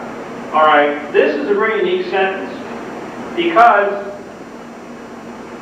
the word God is what we call a keyword on planet Earth. I suspect that if it's a keyword here, it's also a keyword on all other planets. Because you must have a focal point of high authority that is always in present tense. Okay, God must be this one word in any language, no matter how you speak it. It must be maintained as your test word to be kept in highest position and in present tense at all times. Under is a present tense preposition. For is a present tense preposition. For the one, all numbers are nouns. There's no exception to the rule. But if I go ahead and I remove the hyphen, the one noun becomes an adjective of nation. But I just told you all 1.6 million words following a prepositional phrase are nouns, and there's no exception to that rule either. Now we've got a conflict. Without punctuation, this word has 2 identities, a noun and an adjective. The first rule of sentencing is it must be simple. That's singular. We've got dual identities. Rule 8a, Federal Rules of Civil Procedure. Stipulate. You must make a simple statement, singular statement, which means singular tense. Alright? So, if we leave this as a dual identity, it disqualifies the document. So we've got to put the hyphen in, and now this here becomes a compound noun. So I underline it. That brings it to people's attention that it's a compound noun. Is an independent verb, singular, present tense. Under is present tense, the God. Now, if we're going to do a math problem like 2 plus 3, we're going to put it in parentheses and then put a 6 next to it. So what's the answer? 2 plus 3 is 5, times 6 equals 30. We consolidate that. When we put the 6 on this side and the 5 inside, it'll still be, it's 30. So the parentheses become a key factor here in mathematics. You have an order of operations. It's a parentheses, you multiply, you divide, you subtract, you add, in order of operations is left to right. This is your jurisdictional order of operations. That never changes. We're going to use the same order of operations because we're dealing with a math problem, we're dealing with English, we're dealing with an interface. So now we've got the one nation and the God. The article always precedes the noun, and so those two aren't going to be modified. Up here, the math problem shows the preposition is going to be our key factor of modification. So if we wrote frontwards to get 30 and we want to check it, we've got to go backwards. So under now goes to the front side of the preposition. Under becomes over. And for, which means to go towards, the opposite of for in a preposition would be by or of. You still must be in present tense. But by and of are a definition like the word from, only in present tense. So you can use these of or by, either one. By the God is over the one nation, or of the God is over the one nation. For the one nation is under the God. By reversing the preposition, the sentence now says the same thing, both frontwards and backwards. The truth is written in a circle. So now that you have present tense both directions, and God is maintained in high authority in both directions, you know you've written the sentence correctly, because the intent as well as the tense of the sentence is identical. Everyone follow that? Because you haven't lost anything, truth is now written in a circle. Just like we checked the math problem, we just checked this sentence here. Now I'm going to do a second one for you.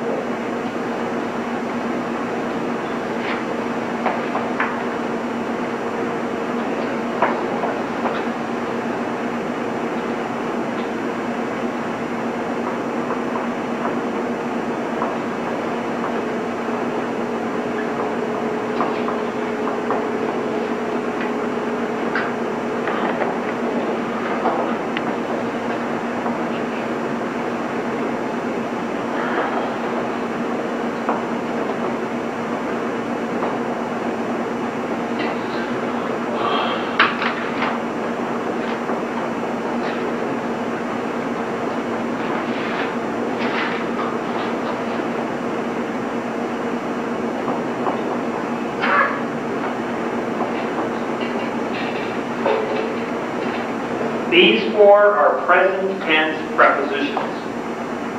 Now, is going to become a floating verb. And these prepositions are also going to become floating.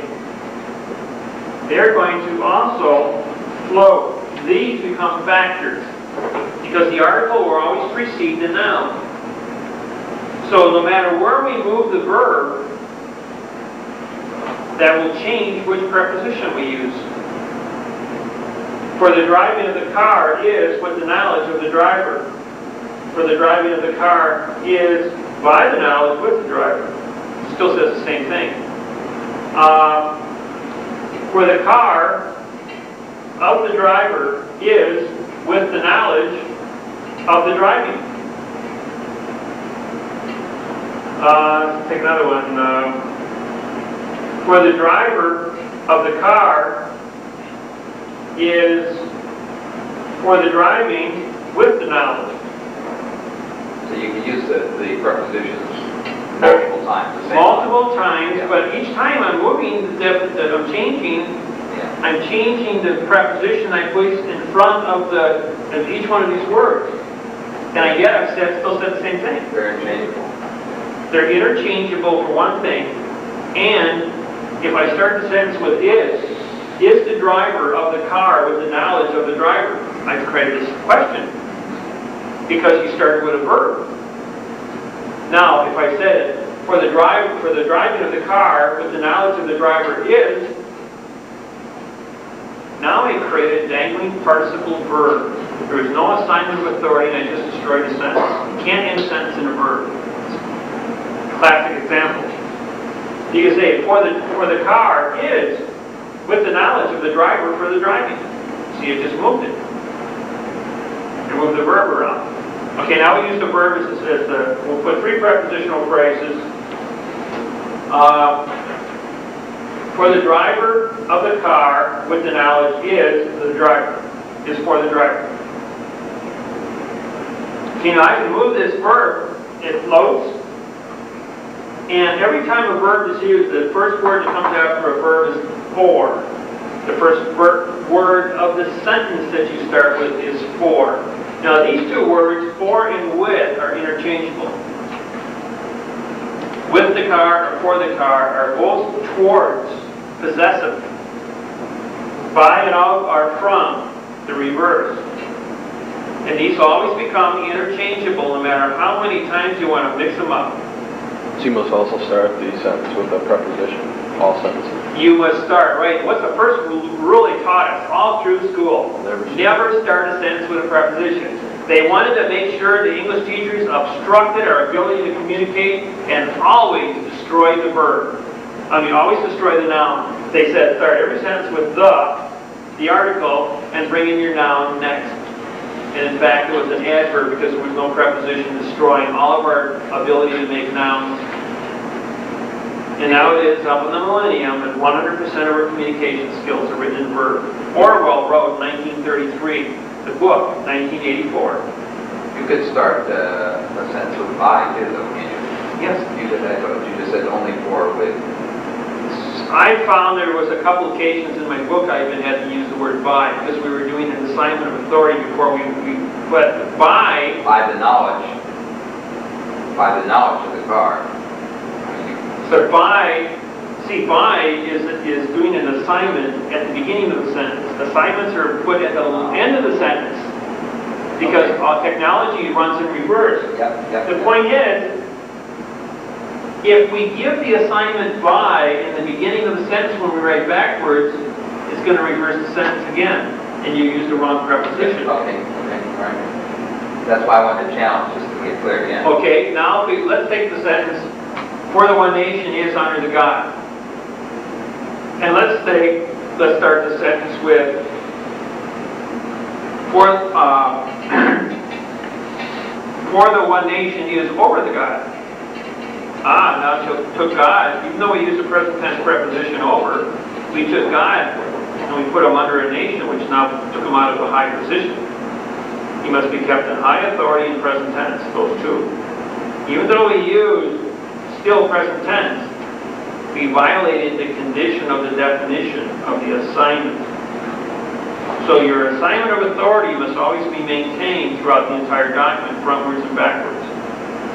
So you have to choose where your assignment of authority is going to be addressed in the sentence, and then create the proper prepositional use to support the noun within that sentence, so that it will be, and the only way to get it right is write it backwards. Use the reverse preposition. And when you write it backwards, you will always check yourself to see what's done correctly the first time. Just like when we did, this is a real simple test case. And what you can do is you put this on 4 or 5 flashcards, where you use by, of, for, and with, the drivers, the cars, the knowledge, and the driving. And as you move the verb around, and you move the words around, you can experiment to see how it fits. Because we are all familiar with knowledge, an automobile, driving, and a driver, moi, it is a subject that we can very easily associate with, because we've used these sentence structures on a daily basis our entire life, so it becomes second nature to us. So when you hear something, you can immediately pick up if it's right or wrong, because you're saturated with it. How many prepositions are there? How many articles? 55. How many articles? Huh? How many articles? There's articles can be all pronouns. This, those, them, that, these, the, and A. Those are your articles. There's only, about a dozen articles. Should write that down later. Huh? It's not in the book, like all 65 prepositions. You can look up prepositions in a dictionary encyclopedia, will have them all listed. Well, I know, but it's nice to have a little cheat sheet. Oh you know yeah, what I'm cheat saying? sheet. I don't ever like my notes. I kind of made one, but I was never sure if they were absolutely right. You know?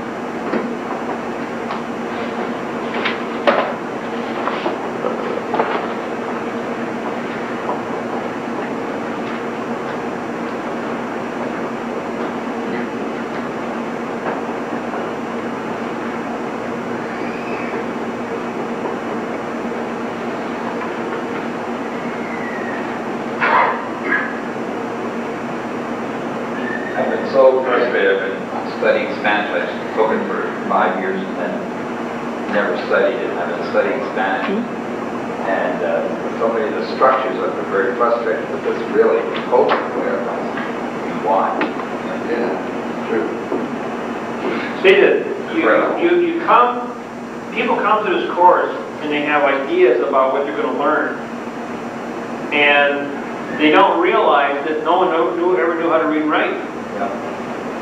And when all of a sudden you see the fundamentals of reading and writing, and things you should have got first, second, third, and fourth grade, and they were obstructed, all of a sudden, like, every subject you've ever learned in your entire life becomes blown away. And you've got to go back to square one and reevaluate your identity of the words. Now, by the end of today, you will not be able to read anything without correcting it. You will be so suspicious about the conspiracy, and as you walk around this world, you're going, am I the only one that knows what's going on? And all of a sudden, like, you put yourself into a state of mind that I'm in control. I really know what's going on, and I can see all these people, the millions of the mass, that don't know that they've been frauded. When was the language corrupted?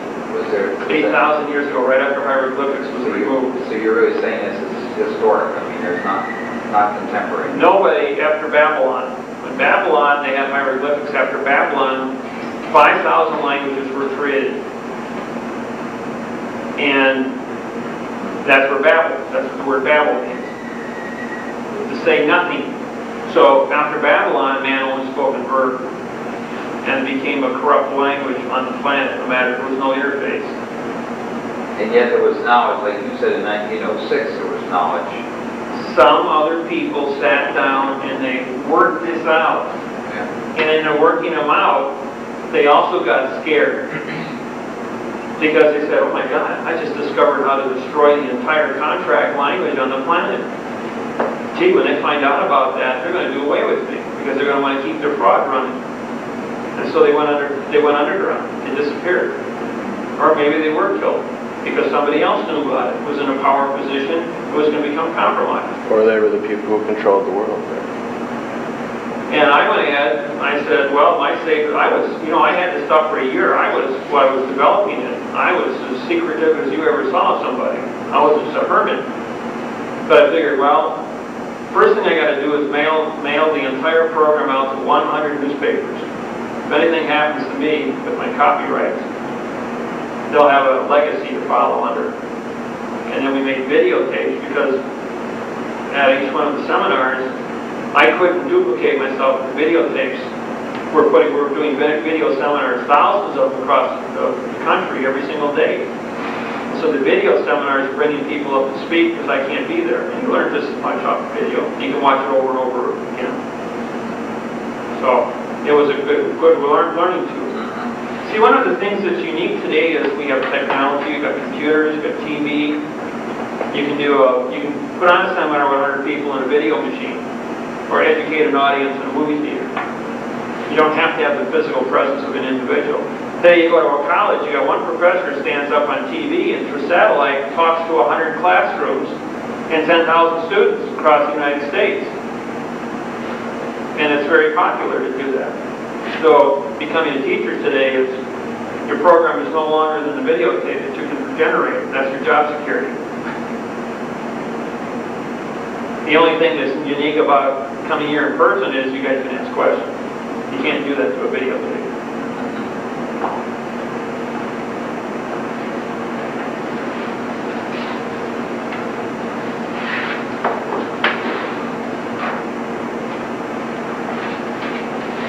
It's 11:30, but I'll take a little break.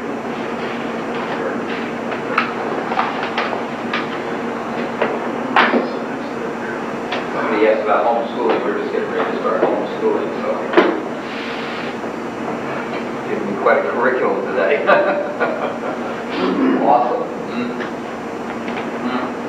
Okay, what we're going to do after a little break here is take, we're going to do prepositions. The importance of a preposition. It is a political foundation. I realized that I was, did not... Political foundation. Now, what we're going to do is we're going to take, and we're going to affiliate this with a math problem, just to show you that all things are interfaced with math. You got 5 times 1 equals 5. Now, that's a simple enough math problem. That's basically what a prepositional phrase is. It is the accumulation of people creating rules. That's what a preposition is. It's the rules and it is the vote of the people. Now, anytime people get together, they're going to vote to create rules and regulations. Now, if you have a colony of ants, you only have 1 queen. If you have a bee colony, you have only 1 queen. If you have a whale pod, you have a leader. Chimpanzees, gorillas, apes, they all have 1 leader. Geese follow a leader. Anytime a species of organized individuals get together that have the ability to reason, they form an organization and they pick a leader. So the preposition is what we call the assignment of authority. People get together and they assign rules. Let's say the speed limit in our school zones are 20 miles an hour. That's a good rule. We all have kids, we want to keep them protected. And we're also going to assign that the penalty for that is going to be $100 if anybody breaks that rule. But in order to enforce the rules, we need a leader. So the article always commands the people. So the article is going to be a leader, there's going to be a judge, there's going to be the captain of a ship.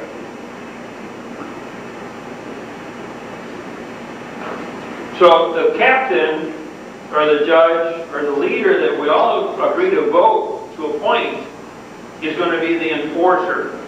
He makes the decisions. So let's say you got caught driving 40 miles an hour in our school zone, and we all agreed, because we all voted to make the rules, it was unanimous, to pick a leader and make me the judge.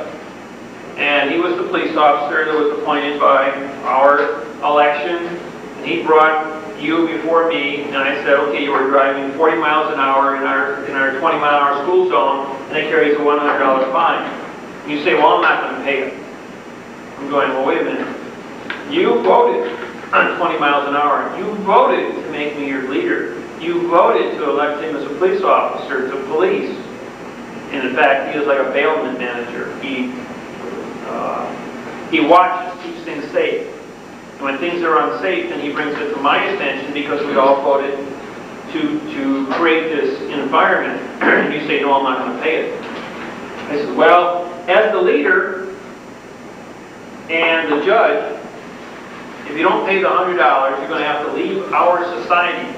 Because if you leave our society, we're going to have to put you into a cell. We're going to have to dress you in pink pajamas, feed you starchy foods, and so you get lost in reality. We're going to lock up everything.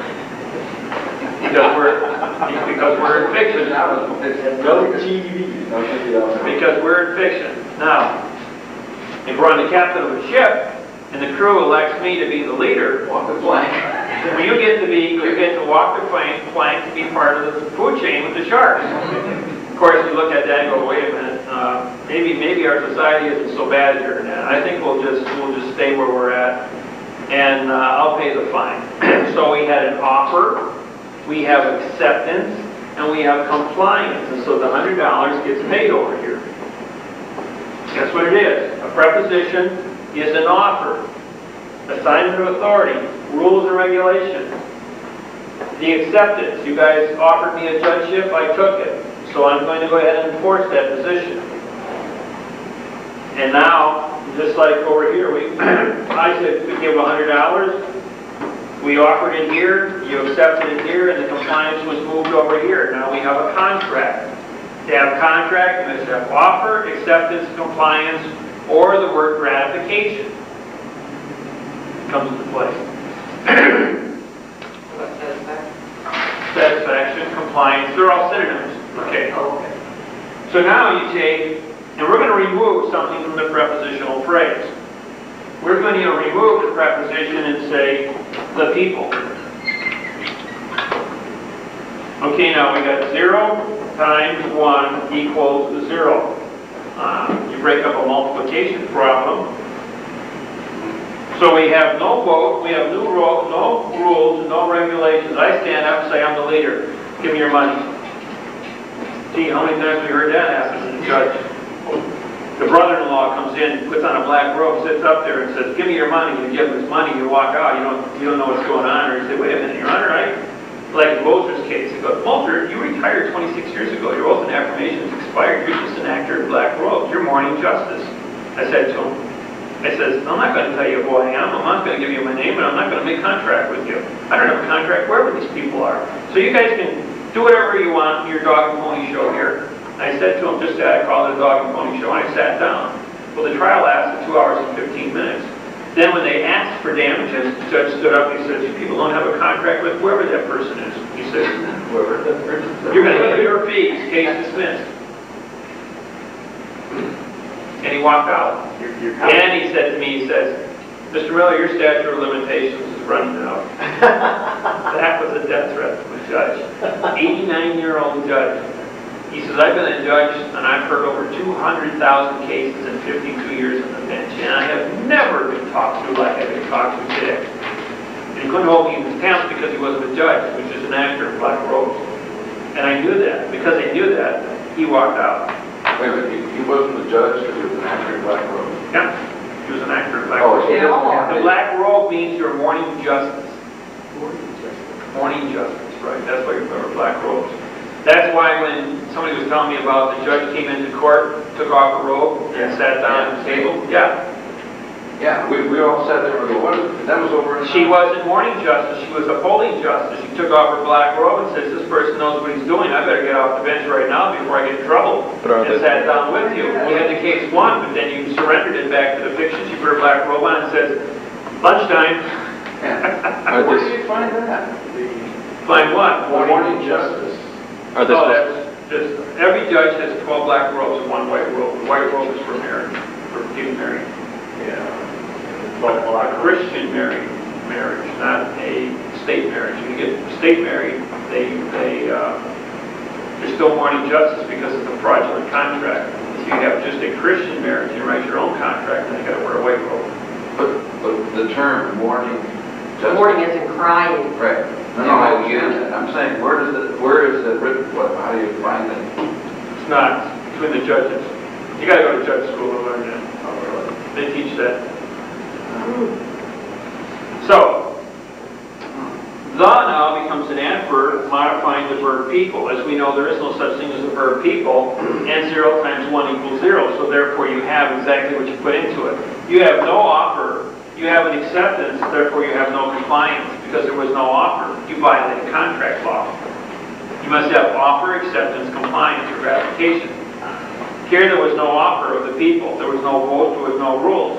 There was only dictatorship that now created 0, a verb people.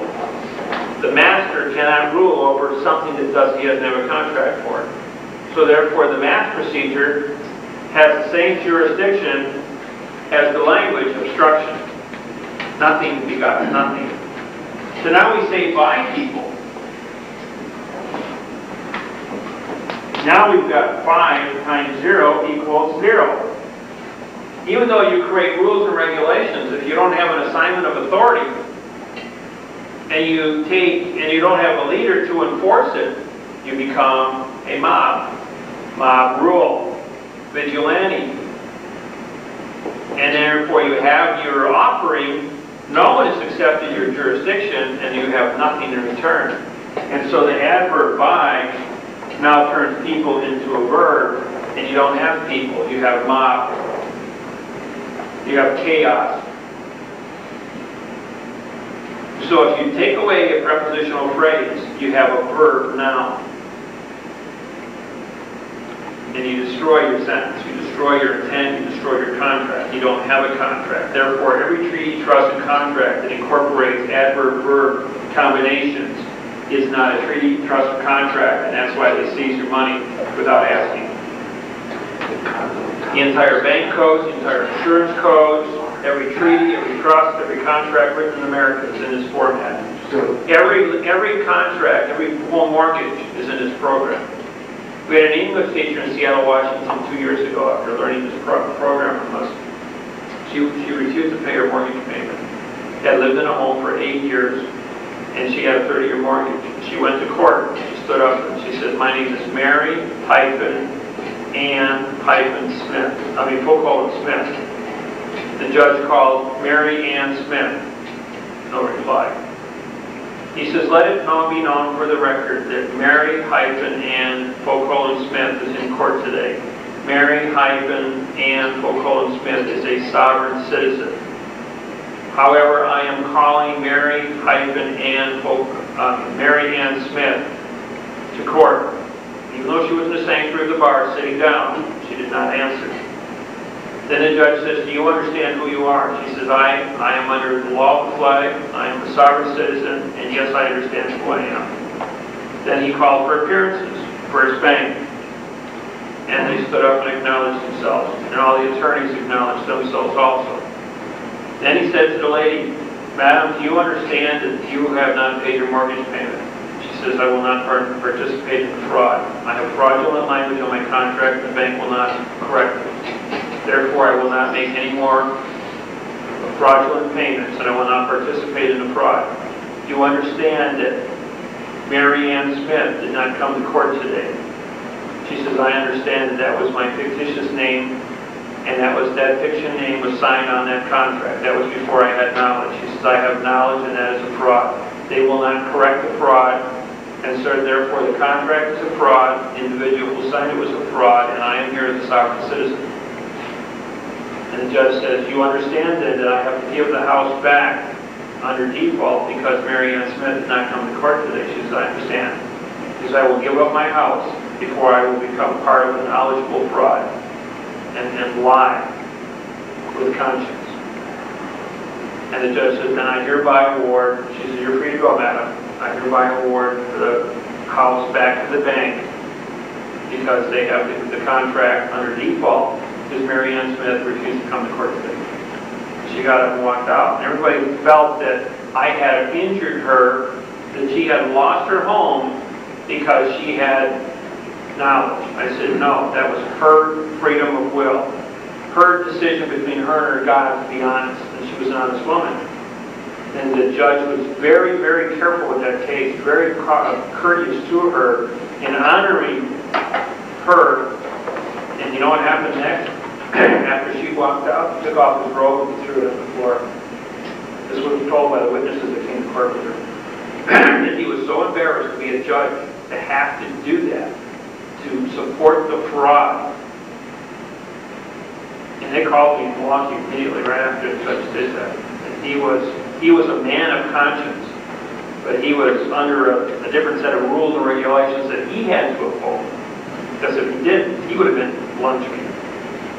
Can't she go back and to try and correct that because the bank took the position of maintaining a fraud? What she did after that is she checked herself completely out of the system.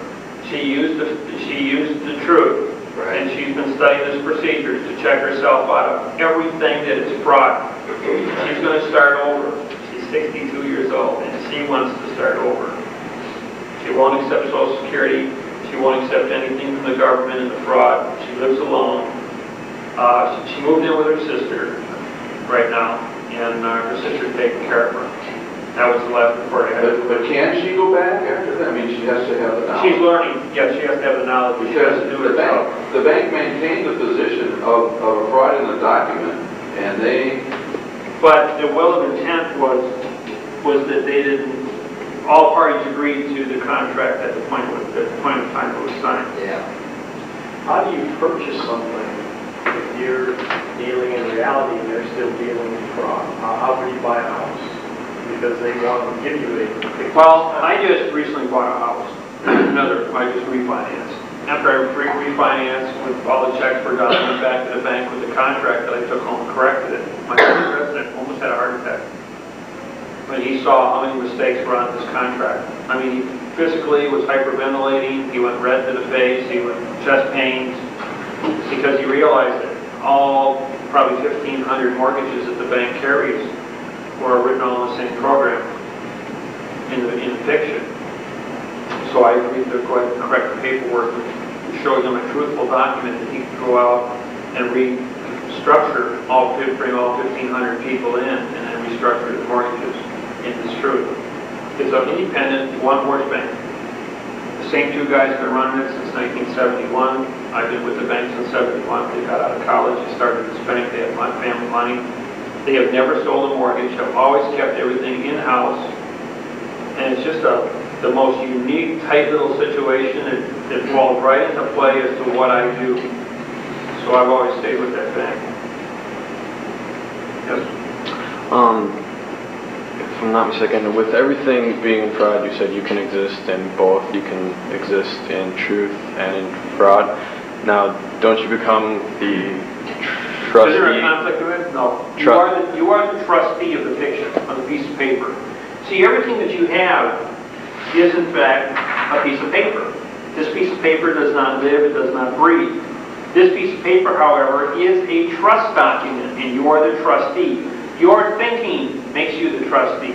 Your thinking gives you the intent over the piece of paper. So anything that is created on this piece of paper is part of the fiction jurisdiction. And so, and the government knows this. It is when you identify yourself to be a fiction that you run into problems. Now, we're going to go ahead and go through names. Names are very important because it is the first thing that you say to identify your reality. Okay, we can say D.W. Miller. Upper and lower case. This is a noun, this is a noun, this is a noun. I can write it David. Hyphen, W, period, Miller. And I'll write all the different ways.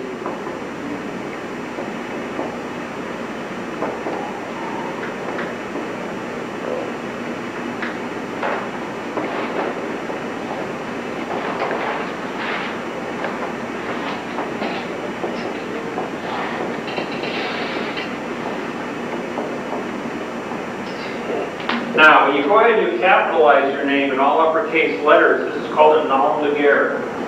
N-O-M-D-E-G-U-E-R-R-E. It's French. It means you're a dead person. War name. The nom de guerre was created after World War I.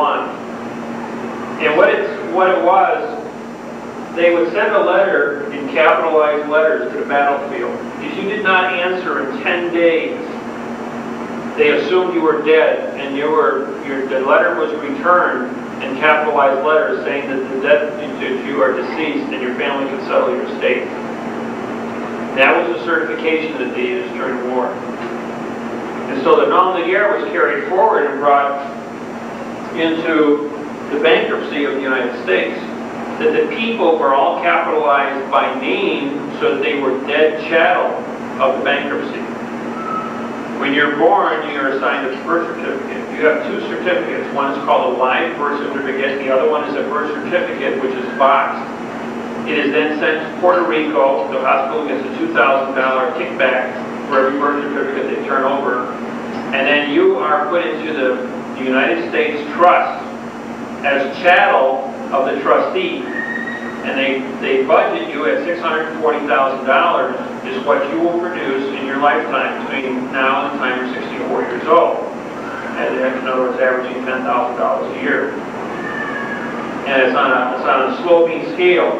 You know you're not going to produce anything until you're roughly 18 years old. And then at 18, you'll be working at minimum wage at $10,000. And as you get older, in your 30s, you might be making $20,000. And when you're 40, you're making $50,000. And when you're 50, you're making $70,000. And so the scale kind of balances itself out. If you make anything over $640,000, then that's all pure productivity for them. You're worth more than your chattel was generated. These people go on welfare their whole life. We got people like up in Milwaukee are fourth and fifth generation welfare recipients. They just were raised in welfare. They had children, and their children are in welfare. It's just fourth, fifth generation welfare. And so the children, this chattel value is what you can borrow against. We had this one man, he was in prison, he learned about this technology, about its value, and so he ordered that so much of the back, because he was in prison, non-productive, he ordered that his productivity or his value in his account was transferred to his family to pay all of his bills off. And he moved like $250,000 out of the $640,000 because he was sentenced to life imprisonment to pay all of his bills off. Kind of a weird situation. But there was just one that got through the system and they put a clamp on it. Other people tried to do it, move the money off, and they cut off all source to that income. Because it existed, no one ever used it. No one ever thought to protect it. How can it exist if you don't burn it? It's assigned to you as to what you're going to produce for the bankruptcy. In other words, how much money you're going to pay into the bankruptcy in the course of your life. Because the United States has been in bankruptcy since 1789. So each generation, with the last bankruptcy of 1929, is now going to expire in 1999. And that's when the United States will become a sovereign nation. Okay, but you're assessed a value of $640,000. That means this person has a value of $640,000 to the United States, right? And they're going to give us $640,000. No, they're not going to give it to you. That's how much you're going to produce. They're going to borrow against you and create money. That's where they get their money from. They borrow against the individual's ability to earn in the next 60 or next 40 years. And then assume that they're going to make the age 18 to, most people work 45 years. They retire at 62. So 18 and 45 is 62. So in other words, for every child that is born, they can take $640,000 more. Right. And as the population and inflation goes up, they also increase that number. It's directly, now about 1992, 93. Remember when the budget kept going bankrupt and there wasn't enough money to pay the Congress and the federal government shut down a couple of times? Tax retroactivity. Right. 93. All right. At that point, they had borrowed all the money they could physically borrow from 30 years in the future. They had physically bankrupted the United States 30 years into the future. And somebody said, well, why don't we borrow from 50 years in the future? And he goes, yeah, I'll just borrow from the future. And then when we borrow all the money we can mathematically borrow from 50 years in the future, we'll borrow from 75 years and then 100 years and so on. So that's what they did. That's why all of a sudden, there was all kinds of money all over the place because they were borrowing money from the future and making it available today to spend it, knowing that everybody would be dead and somebody else would be responsible for it. But then the issue came up on the 70-year bankruptcy cycle. Nobody knew about that. That was probably the best kept secret in America. Only a few people knew about the bankruptcy when they filed it, and they never made it public. A few people that were on the inside that got disgruntled, told the secret to some of the patriots, and it wound up as being a grassroots rumor that kept floating around. But anybody that got into the study of how bankruptcy works, bankruptcy judges work, and then into international bankruptcy, most people just study history within their own country. They don't study international history. So the amount of people that would accidentally stumble upon into international bankruptcy, chances are they would see it but wouldn't realize what they've got and put two and two together. And even if they did discover it, people would then come back and say, well, that's just your presumption, and blow it off. Now that we've got a mathematical certification program, now we go into court, I can testify as an expert witness saying, I can prove what I say, and put the math up there, do the interface, and the judge says, Mr. Earl is right. He now becomes an expert witness and he holds the copyrights. Faraday gave that to me 2 years ago at the Alito case. And ever since then, I've been able to testify any place in the United States as a federal expert witness, and no one has thrown me out of court for it. As a matter of fact, the judges leave the court if I walk in. Well, they told you to get out. No, I just come in, I sit at the back of the room, and I don't say nothing. They're just as quiet, as smooth as can be. You never seen courtrooms run so nice. All right. Now, what the government was ordered to do in January of 1998, when we wrote the papers on punctuation, is they ordered that everyone, that the government puts punctuation in the names. We wanted them to put it in upper lower case like this. But what they did is they capitalized our names. And then they put comma, ETAL after our names, or ETC, etc. Now what happens when you write your name, let's say when you had military script, Miller, comma, David. The comma breaks up the two nouns. It's punctuation.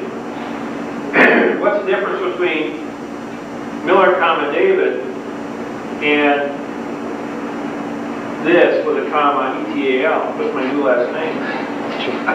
David Miller, your first name is that Al?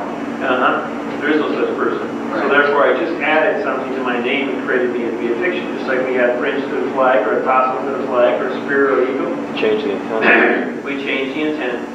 And by doing so, we then go back to a nom de guerre. Even if they write the name properly, it still destroys it and winds up as a nom de guerre. When if the person doesn't call it, it doesn't enforce it. And that's how I got around it.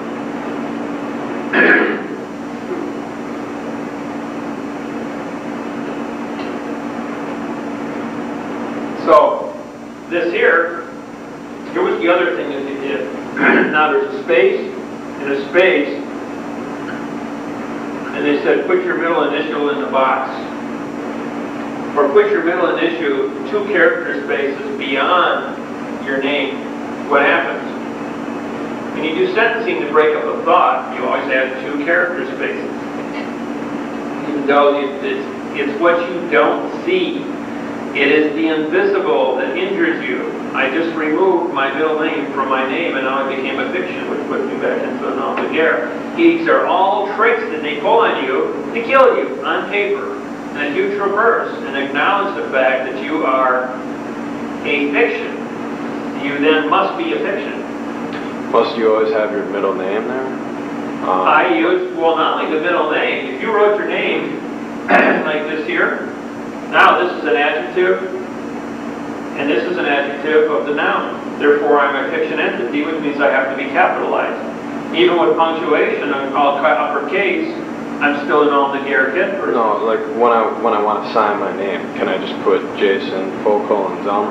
Yeah. Or oh yeah, if you just want to use your first and last name only. that's okay. Yeah. And I do that too if I want to remove my middle name like this here, and then I'll just use the full colon. Just as long as it's... Now, you have to leave a space after a full colon. You don't just join your names together tight with a full colon in between. And here, where you use punctuation, that's double punctuation.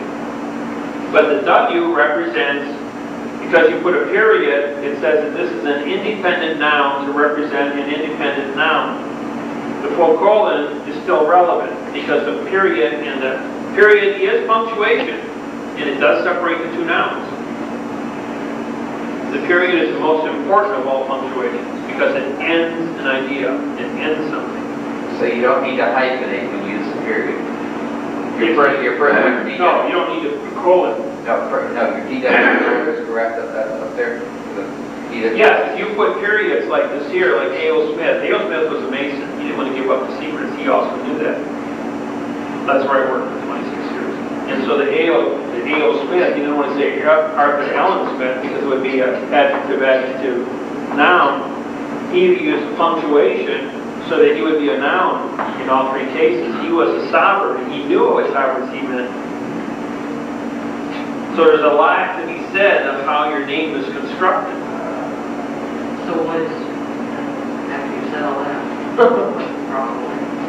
Proper way is to write it like that. Would it be proper if it's all capitalized, but punctuated? No, do not capitalize your name. You'll be a dead person. So the first three are proper. Yes. But what I'm saying with punctuation doesn't matter. By the way,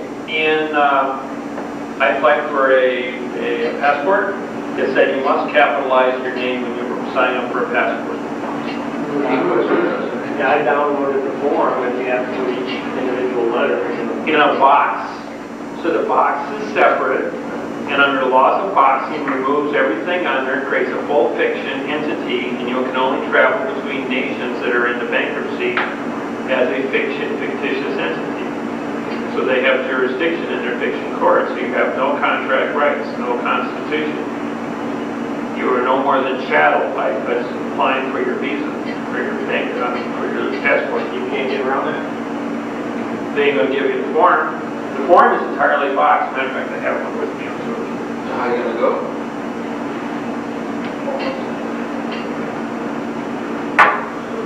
Oh, I didn't see.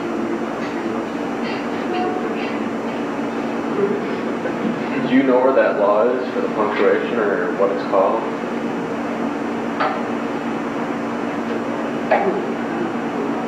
What was the question? Do you know where that law is for the function? All documents must be properly punctuated. Do you know where this? Supreme Court issued a ruling based on our findings. But this here is the application, and what they do. This is the government's application here in this box. Everything on top here, all your name gets boxed, and it says first name, last name. And it says here, type or print all capital letters in blue or black ink in the white areas only. Turn it this way. So what they're doing is, they're putting, you won't be able to see it on tape. Well, you can show it so you can see all the boxes. There's tons. But because they specifically identify the fact that you must use capital letters, they're showing the fact that they want you dead. They want you obstructed, so that they have control over the situation. So how are you going to be able to turn? Well, I carry my gold and silver. I am still a sovereign citizen because I know who I am, and I carry my business cards under the law of flag that are punctuated properly under the United States of America. I'll pass them on to you guys. But I understand what you're saying. Here's me doing this, and I'm getting ready to go somewhere. And I show up to pick up my airline tickets, and they go, "What? You got gold and silver and a business card? You can't go, or I can let you in the morning." Wow. No, they don't need gold and silver. Still need the passport. Oh, you still need your passport. Oh. Don't forget, when you enter, all airports are international. Right. They are under international treaties. They are not part of the United States. They have their own police force at international airports. All 250 nation flags fly in a hung position like this in all your airports to advertise that the contract of all constitutions, in other words, this is a symbol of freedom of contract, that when you enter the sanctuary of the airport, that you are entering our contract under our airline ticket. That's your passport, is your airline ticket. You have surrendered your freedom of contract, you've surrendered your flag, and in this sanctuary, all contracts on the planet are null and void. We have our own police force, we have our own jail at the airport, and we can arrest anybody for any reason for disorderly conduct. So you're traveling with Jack, or Jack's going to meet you at the airplane. Don't say hi, Jack. Then our customs, are those government regulated or regulated by the airports?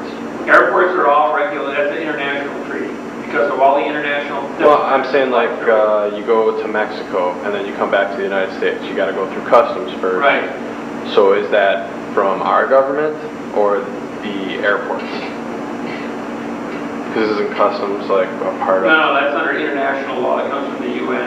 They regulate airport traffic. ICAO treaty.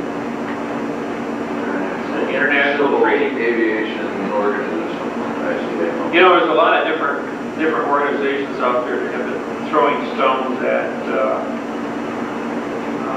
the United Nations and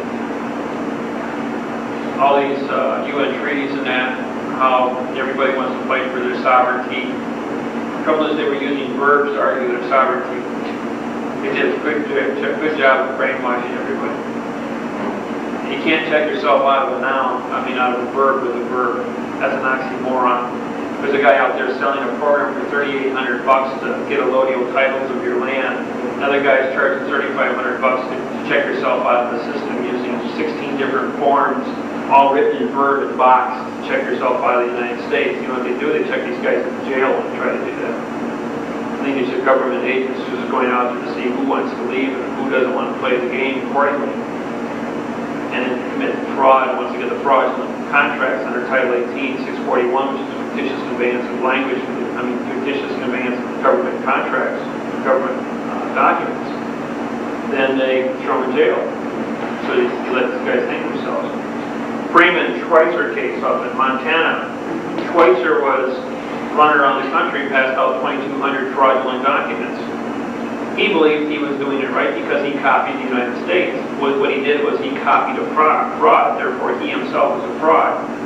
Even after all the argument took place, he did not want to say he was wrong until he took my book and they said, well, Mr. Miller says if you put an adverb in front of a noun, it makes it a verb. And all 2,200 of your contracts are fraudulently conveyed language, so therefore you're guilty of fictitious conveyance of language for the extortion of money, both against the government as well as the 2,200 families he destroyed. He went quietly back to jail. Yeah, are they still sitting? The Freeman. There's all sense of life in prison. Yeah.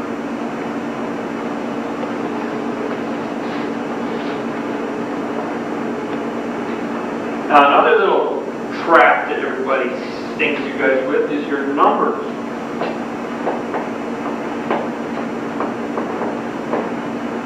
Let's say that's a serial number that they give you in court. The next correspondence you get back is a motion to dismiss. It's going to be 99 CB 0123. Well, these hyphens maintain this is a noun, this is a noun, and this is a noun. The hyphens separate those. So these become three independent nouns. Now they've joined these two and dropped this character value. If you punch this in your computer and you look for this number, you're not going to see it if you punch in this number. Right. So we just changed and gave you a brand new case number. The next brand new case number you're going to get is CB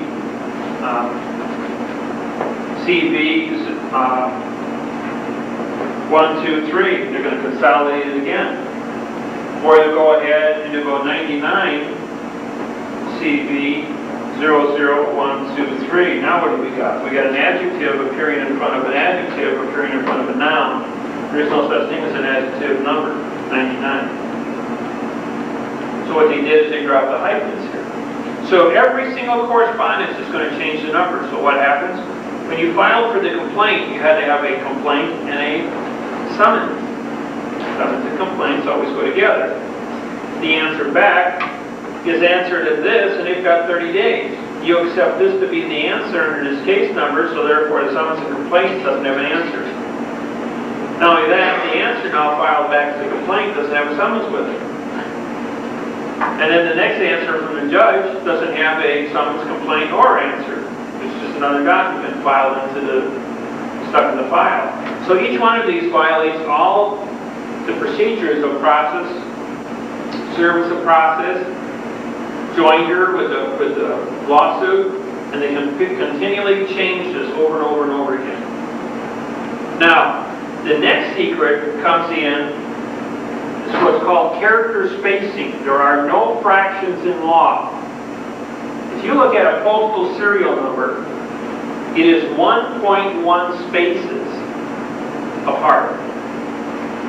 And you always round up to the next highest space because there are no fractions. So you get your case number. Your case number has an R, that's for registered mail, space, space, 1, 2, 3, space, space, 4, 5, 6, space, space, 7, 8, 9. There's 3 groups of numbers in a letter. If you go ahead and you remove, when you look at this space, and you type this in your computer, and you hit the return key, when the number returns, when the cursor goes down and returns it, it will shrink this to 1.1 spaces. And if you don't believe me, go home and take your computer and type in 3 group numbers with 2 spaces between them. And you'll see that there'll be the full 2 spaces of blanks as this thing goes across, and then hit the return key to go to the next line, and it'll pop that number right down to 1.1 between each one of your double spaces. If you put 3 full character spaces in, you will have 2.1 character spaces. It will always reduce 1 character space to a 1 point. The Microsoft programs are set up that way. All government computers are set up. The whole program is set up that way. So when an individual looks at the number and he recopies it, he doesn't put the 1/10 of the space in. He only puts 1 space, creating an adjective, adjective, adjective, noun, and disqualifies himself from using postal service sovereignty because he filed a fraudulent number. If he files a fraudulent number, he goes back into fiction. His name is nom de guerre, and he goes under the yellow fringe flag. If he files a postal number with the R, double space, and group of numbers as sovereignty noun, he now invokes the postmaster's jurisdiction as a sovereign corporation because he has a noun jurisdictional number. This is a secret that only the postmaster knew about it.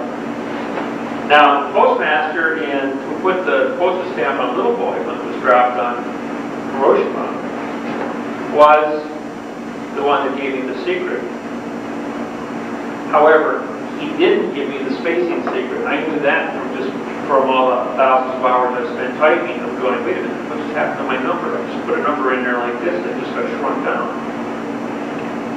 So then I pulled up the codes on the computer. It says, well, there was a space there. There was 2 spaces here, but it was only 1 space showing. So then I experimented with different spaces and then looked at the computer codes that represented those spaces. And I'm going, this is son of a gun. Those guys they're playing games with the computers. They've got all the computers programmed to add a fractional space. The computer can see it when it expands it back out again. But the human being who looks at it with the naked eye and does the writing copying will not put the space in because he's lazy. He thinks he's got to consolidate the space, and when he consolidates, he shoots himself in the foot. That's why no one ever got through the post office to invoke their jurisdiction to be used for lawsuits. So the 1.1 disqualifies everything?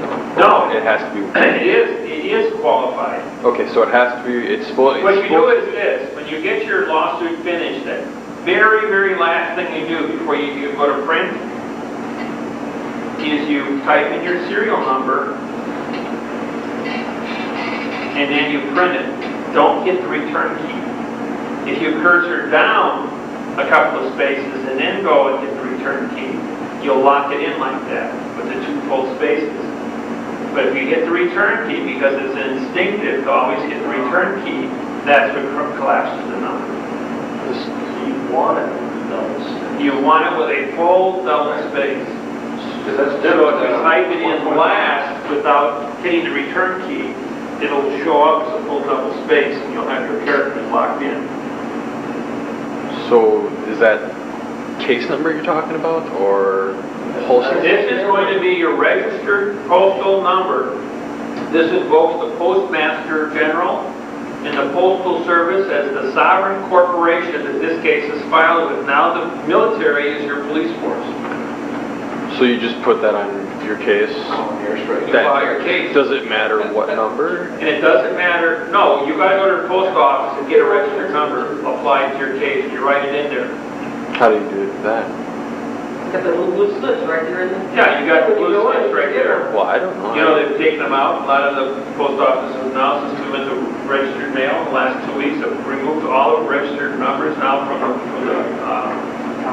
the counters, so you have to ask for them. They want to know why they're being used. Because since this program came out in February, we have upgraded all the postmasters in the United States. They have been studying this technology going, we've got jurisdiction to arrest terrorists. We've got jurisdiction to arrest everybody. We are the sovereign corporation of America. And all these postmasters were kept dumber and dumber and dumber and dumber. That's to lose all control. And that's how you got promoted, by what you didn't know. If I got a real problem with somebody, I can just run into the post office and say, Yes. here's my paperwork. But You file your lawsuit at the post office, registered mail, and they take it to the clerk. The clerk works for the post office. And if you take a postage stamp and you put a postage stamp on the top of your document and you sign your name across the top, how do you know, you got your deer hunting license, you got to sign across it. You got that's issued by the post office. Because the Secretary of Interior is under the Postmaster General. You get a trout stamp, you got to sign across the front. A goose migratory bird stamp, you got to sign across the stamp. It cancels it, makes you the postman, senior court barrister of that license under the jurisdiction of the post office. You need a legitimate stamp. Well, yes, you must use at least, there are no fractions in federal law. Because we are dealing with federal lawsuits, and you put a flag on top, there is no state court, there's only federal. There's only federal courts With with an American flag. So by you placing the stamp on there, it must be a $1 stamp because there are no fractions in law. Only the dollar stamp has a money sign on it. That's right. That's why I said they got rid of... You're a stamp collector. Yeah, they got rid of all the cents. Right, because there is no fractions in law. And now, said $1, not a $10.75. No, it's a $1 stamp. I think Something with it. who's on the $1 stamp? It's been the same for 20 years. The $1 stamp. Hamilton's on the $1 stamp. And you're signing Your name right across the face of it. your And the post office will also put a bullet stamp on the top. Your Yes. name, hyperlocal. Yes. And the post office will even put a bullet stamp on top of your cancel your stamp on top of the letter. Now, when you're going to put a lawsuit into a registered envelope to go to the court for filing, the postmaster must see what the letter is. So don't seal the envelope before you go down there and say, I want to send this registered, because they have to have a value on it. If you're going to send along a $150 money order, then it has a $150 value because it's being registered with the post office. So you take the $1 stamp, you put it on the face of your document, put your flag on top of the document, that gives you the contract in the truth, and it's the symbol of freedom of the contract. The post office, which is the sovereign corporation, you've hired them for $1 to make it a legal contract. You endorsed it as the postmaster, and you have joined with the post office. Postal Service, that makes you a postmaster. And you then put in the document, you write the serial number, the registered number, on where it says this case is filed under a registration number, and you put the registration number on it. Then you put the envelope, it goes into the envelope. The seal, the green sticker, gets placed on the outside of the envelope, and you get the receipt from that.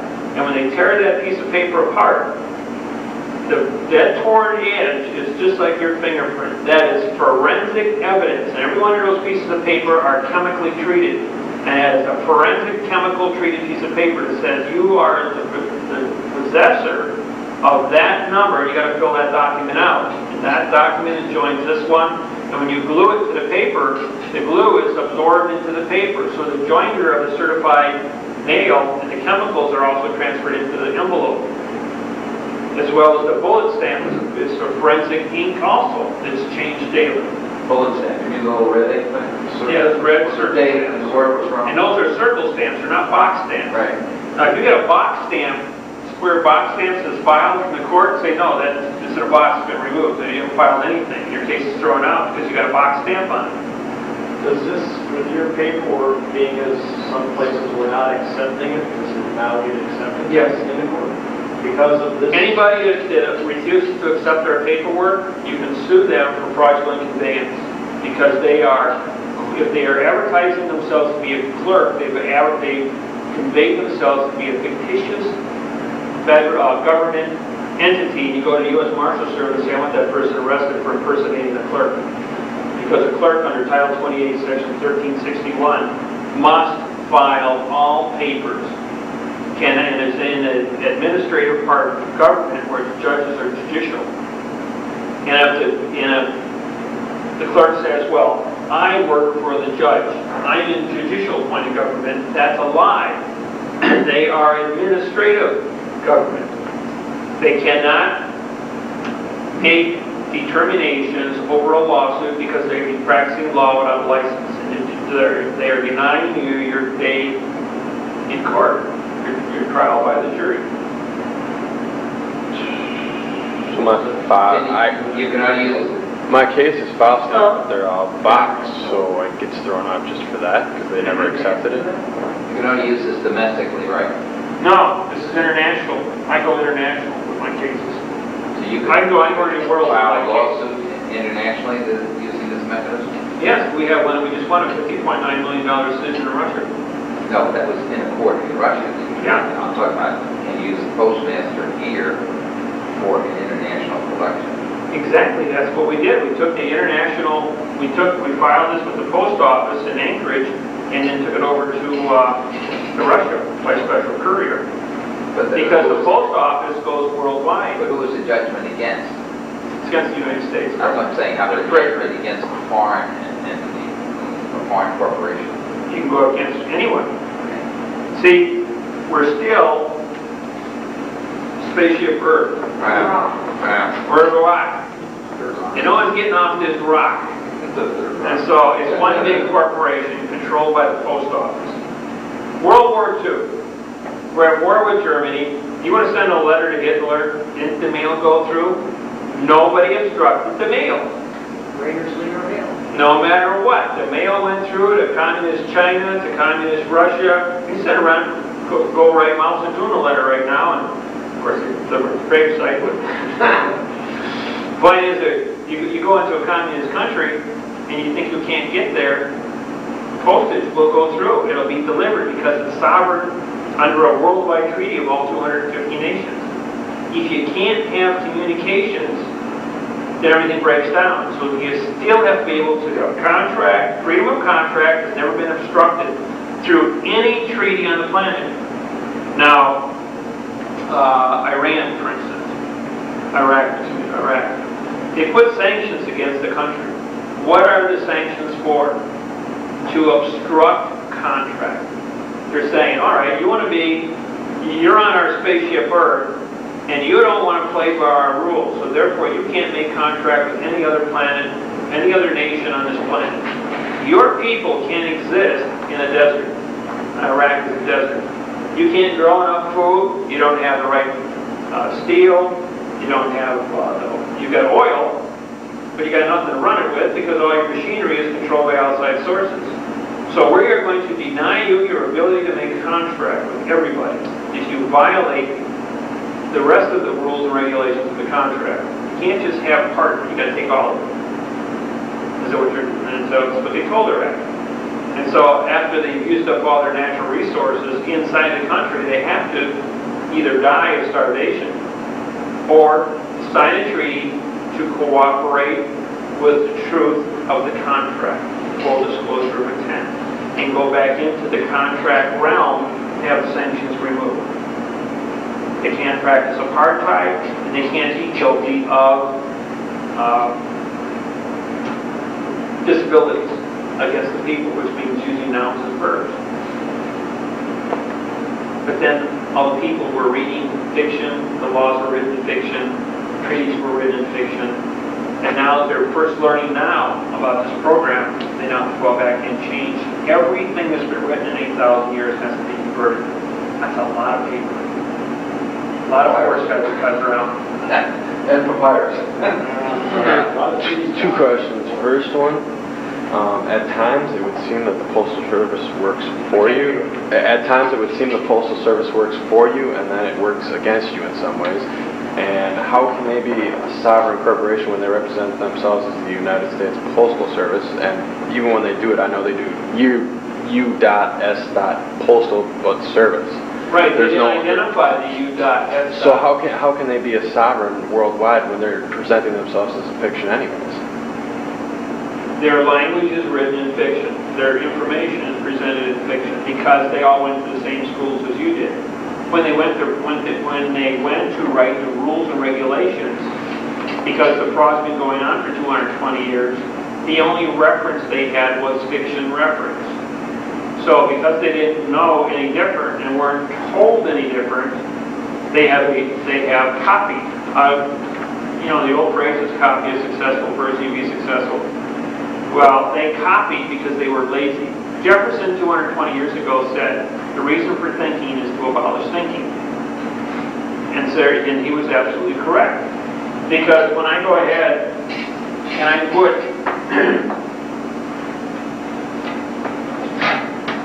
put this simple little thing up here, what's the answer? 5. Right, take, that's not. Yeah, the most. Yeah. Well, it isn't nothing but brackets, right? No, brackets. Here, like I showed you before, you got brackets. You multiply, you divide, you subtract, you add. An order of operation is left to right. That's how it's done. It's done. What's the answer? 4. No. 5. Oh, it is 5. 4 divided by 4 is 1. 1, yeah. Order of operation. 1 plus 4 is 5. Yeah. See, what people do is they look at the subject matter, but they forgot that the order of operation comes first in math. And then if we expand this to say 4 plus 4 divided by 4 times 4 minus 4 equals. I did this to an engineer on the plane, he got it wrong. He was an engineer teacher, mind you, and he got it wrong. See, now, this confused me because I did this with my math teacher and she told me I was wrong. I want to do it, but I'll tell you what was told to me. 4. No. 1. No. How much so?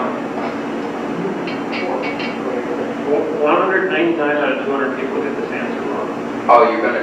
Guaranteed is to get buy you a free dinner. Just write this down to your friend, put it on a napkin or something, say, if you get the right answer, I'll buy you a steak dinner. If you don't get the right answer, I get the steak dinner. 16. No. And everybody looks at, oh, it's a simple math. Okay, I'll take the bet. Divided by 4 is 4. See, Minus 16. This is...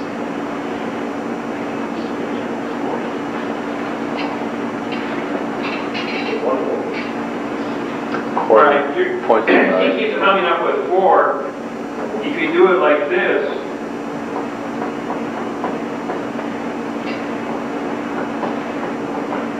that's going to give you 4.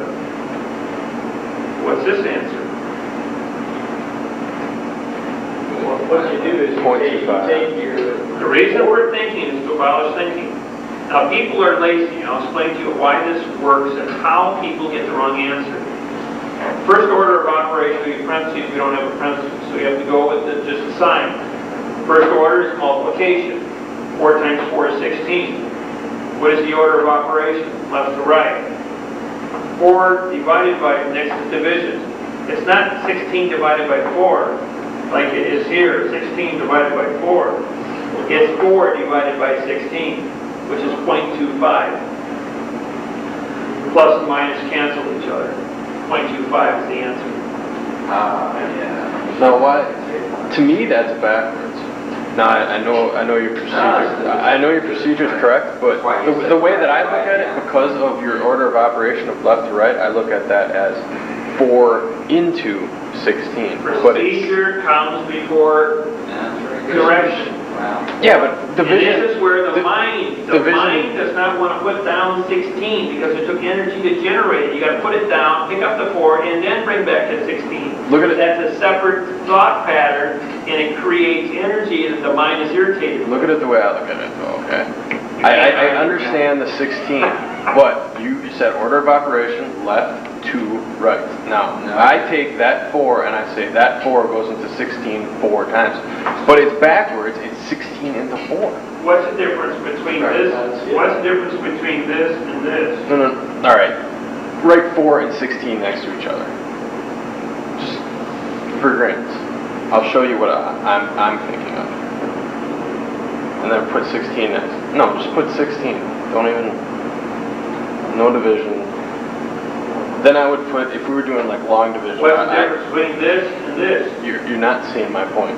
You're doing it the correct way, but I'm trying to make a point to you. You ain't gonna make a point for what you're trying to do there. Look at it my way for once. I'm not asking you to do it wrong. I'm just telling you how I see it. Okay? You take the way you do division, like long division. I would take 4, put it on the outside, and the 16, put it in the box. But the way that it's taught, it's backwards. It's the 16 goes outside and the 4 goes inside. Yeah. That's what I'm saying. But if you're going to do that, if you're going to do 16, you mean like this here? Yes. Then you got to add your decimal points. You still get 0.25.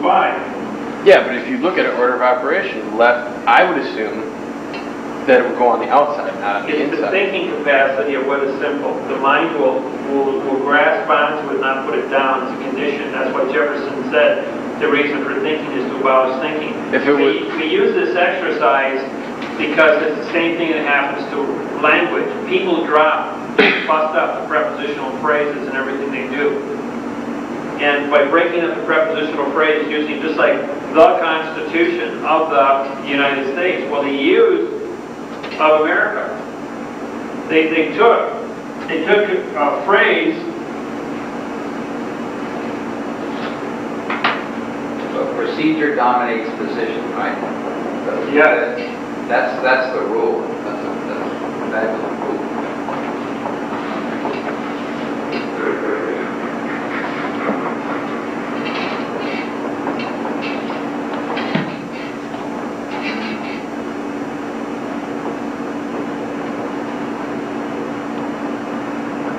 Say they had the prepositional phrase here in the middle of it, but then they split it and they broke them up, making 2 adverbs out of it. And there's no such thing as a Constitution verb and an American verb. And then, to further insult the image, the word that followed the prepositional phrase was a noun. But it's a past tense noun, which doesn't have any present tense jurisdiction, even if you were to hyphenate it. So what they did is when they removed that, they said united was an adjective in all the dictionaries. Because the Constitution was used as an adjective to brainwash the people, but this says it has to be a noun, so it had 2 identities.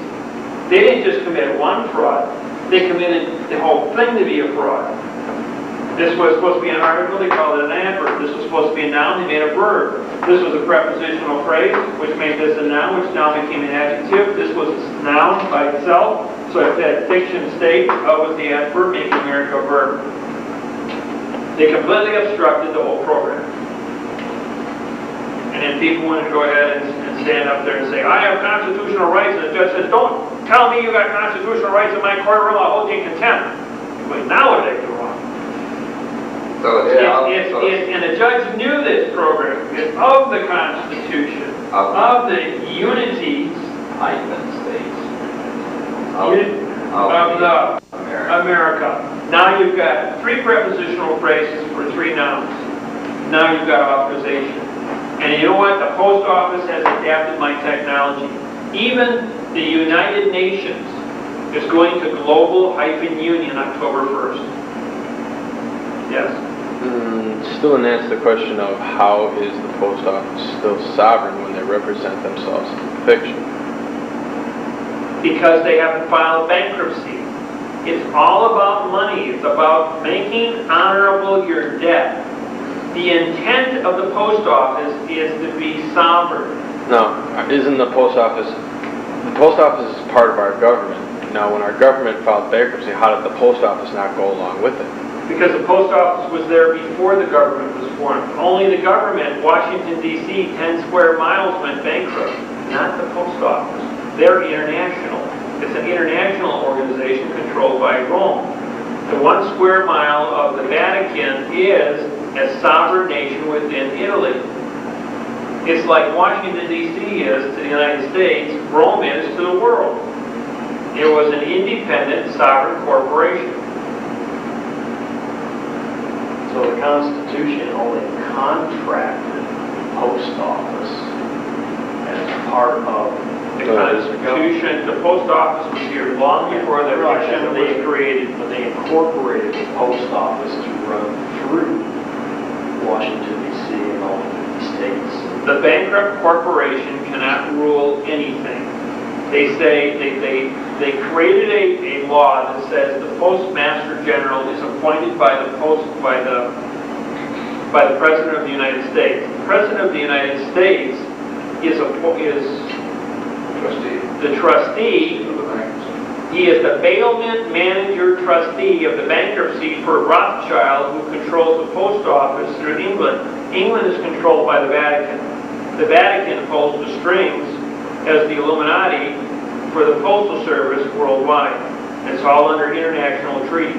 Regardless what the religions were of all the other countries, it still comes down to the sovereign corporation of the post office functions as a behind-the-scenes using both religion and political foundations as puppets for their tax collection, which is no more than a postage stamp.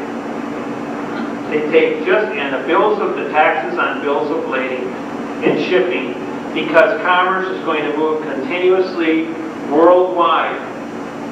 They get a kickback on every single thing that moves, from the waitress that brings your lunch and hands you a bill of lading to say, I am the vessel that just transported the product to the table. I take my state, federal, and gratuity taxes out.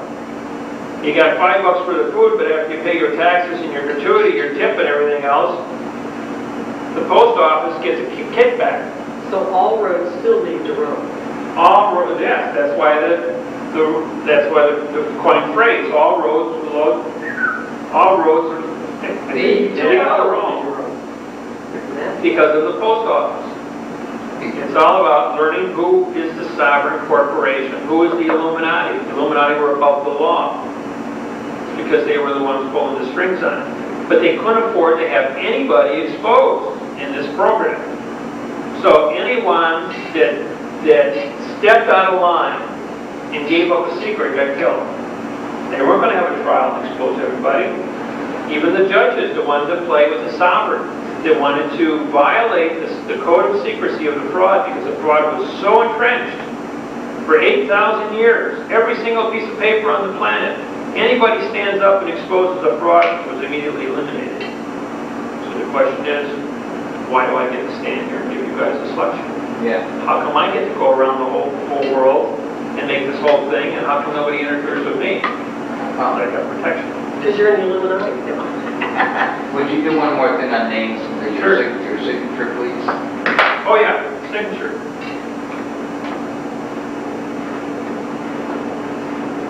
I have a question after that. Yeah, what is it? Like that. You're backwards.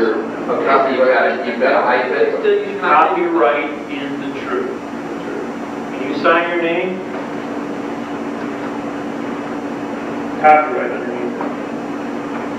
And you've got a colon in there? Does that You matter? know what? That's your document. Nobody can say your document is fraud. I just copyrighted my name. And my document, no matter what condition it's in, is protected under the laws of copyright. If you want to come after me and say, is that your signature? You better have my release first before you can use my signature. Only I can identify my copyright as my signature. You put that on the bottom of a case. Yes, every single page of my book is signed copyright and signature. If you're sending a case to the court using registered mail, you put that on the bottom will accept it. Yep. You'll have to use that under your signature and on each page of your document. Well, when you sign on the page, it also incorporates. So you're Yeah. saying, what about signing a check? When you sign your check, the right word copyright underneath your name. That way, that's And your also check. you've got a hyphen there and a colon, is that? Yes. Okay. But you've built that into your signature now. Yes. So now our registered signatures are gonna be, we're gonna have to go get them changed if we do that at the bank? If you want to, that's, your discretion, but It's basically punctuation change on the page. Yeah, but it changes the looks of your signature. Does that say David? But that's right, we would have to, if we wanted to do that, we'd have to re-register that signature? yeah. You think I so? got mine registered as such.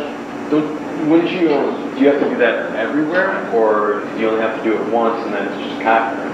No, every time you sign your name. Every time you sign your name. And how about on the face of a credit card or something like that, you would change the name that way too? They won't do it. Well, then, so this is better than all rights reserved. And the notary stamp. Yeah. Obviously. Make my crunch. For the rights. I'd like to talk about notary publics for a minute. It would be for the rights are of the reserving, actually. Well, my stamp has no box. You know what? I didn't bring any My more. name is hyphen. I got it. Are you any business Hey, did cards? you grab them? Oh. Good man, good man. Yeah, see my... You're changing I'll it. replace that. See how my name is punctuated? When I go into court, I immediately walk up there and I pass off my business card to the bailiff, to the clerk, to the judge. And what have I done? I've just captured the court under law of the flag. I said, this is how I spell my name, folks. I pass this all out, and they're all sitting there holding this card, and they don't realize that I just put America's flag up on all that jurisdiction. You only need I one. walked into a hotel the other night, and I said, I'm here on business. The guy says, well, you got to prove to me you're here on business. And I pulled out my business card, and he goes, I know who you are. You're Dave Miller. I know that card. He said, it's been a long time since I've seen you. He said, yeah, you get the business break. Well, what does the LAW stand for? Got a comment on that? Learn and win. But we just took periods. I don't know, since they put the periods on there. Periods are still there. Oh, okay. Yeah, but we dropped it now just as law because I copyrighted law procedures. And so that makes it very unique. But that's your business name? That's my business name. Yeah. But it's copyrighted. Yes. You were saying that even on a personal check, you spell your name like that, write copyright underneath. On the bottom of the checks, where your name is, there's initials on the bottom. There's what? There's initials on the line that I've signed my name on. So does that falsify my name then? Who put the initials? There's MP at the bottom of my check line. If it's mechanically printed, it's not a signature. Doesn't that change the blue ink or black ink? Doesn't that change the intent of it? No. Putting an MP on the line that you sign? That means that the person who designed the checks, that was his creation. That was probably, if he doesn't have a safe with a circle around it next to those initials, that's not a copyrighted check. No, what I'm saying, doesn't that add initials to my name? No, Just like the comma means. no, because your signature is unique. And if you normally wrote your signature with initials, then the period would replace the colon. Right. All right, it's 1 o'clock. You guys want to do lunch or you want to push on or pleasure? Little lunch break. Short one. Take an hour lunch break. I don't need that Like I said, much. I'm curious about notaries here. No, he prosecutes. And after we did this several times, the government says, well, why don't we just wait? Miller will go ahead and bring out a new procedure, disqualify the stuff that we don't know what to do with, and leave us off the hook. He's our best case scenario to get out of trouble. And so this has been going for, so the judges always keep me free and protected. At the same time, we're prosecuting. because they're learning what goes on above it. The lower court judges come to me and they say, that was really great what you wrote. We read your book. We didn't know what the district court did. We didn't know what the tricks and traps were. We didn't know what the Supreme Court was doing to the Court of Claims or the Court of Appeals. And all of this stuff has been exposed now. So now we know how to accept a lawsuit at level 1. Because if you're filing a lawsuit in municipal court, in my paperwork, they are already court-sealed, unchanged, to go through district court, through municipal court, circuit court, district court, Court of Appeals, Court of Claims, and the United States Supreme Court, and then go internationally. You have to have your T's crossed, your I's dotted in a perfected technology with your absolute first filing, so that is as qualified as a Supreme Court document on the top. And our documents don't get hung up in the system. They are cycled every 72 hours. You can move from a municipal court to the United States Supreme Court in as short of a time as 4 months, or as long of a time as 4 months, or as short of a time as just a couple of weeks, depending how fast the other courts. You walk in Monday, before you got back to the court, as you filed it, there's a cop standing there with your lawsuit in hand to give it back to you. It's been unfiled. We don't want this in our court. That tells you flat out they are terribly scared about what you just did. Ken spent $1,000 on an airline ticket from San Francisco, flew to Washington, D.C. to go through the filing process of the United States Supreme Court case. He finally got it paid for. He tried to file it 3 times and was rejected. So I called one of my people up to the Supreme Court. I told her to go see Mrs. Brown. He went over to see Mrs. Brown. Got his file, got a receipt immediately, got on his plane. When he landed in San Francisco, we drove up to his house. When we got there, there was a sheriff with his lawsuit, all boxed up, from the Supreme Court. It says, here. He goes, how did you get here before me? I put it on a military transport, F-17, and flew it all the way across the country to get it home to him before he got home. It's just totally blown out of the water. And he says, well, your stuff don't work. So then I flew out there to San Francisco. I do a seminar. And he brings me the lawsuit. It's 40% fraud. I says, of course it doesn't work.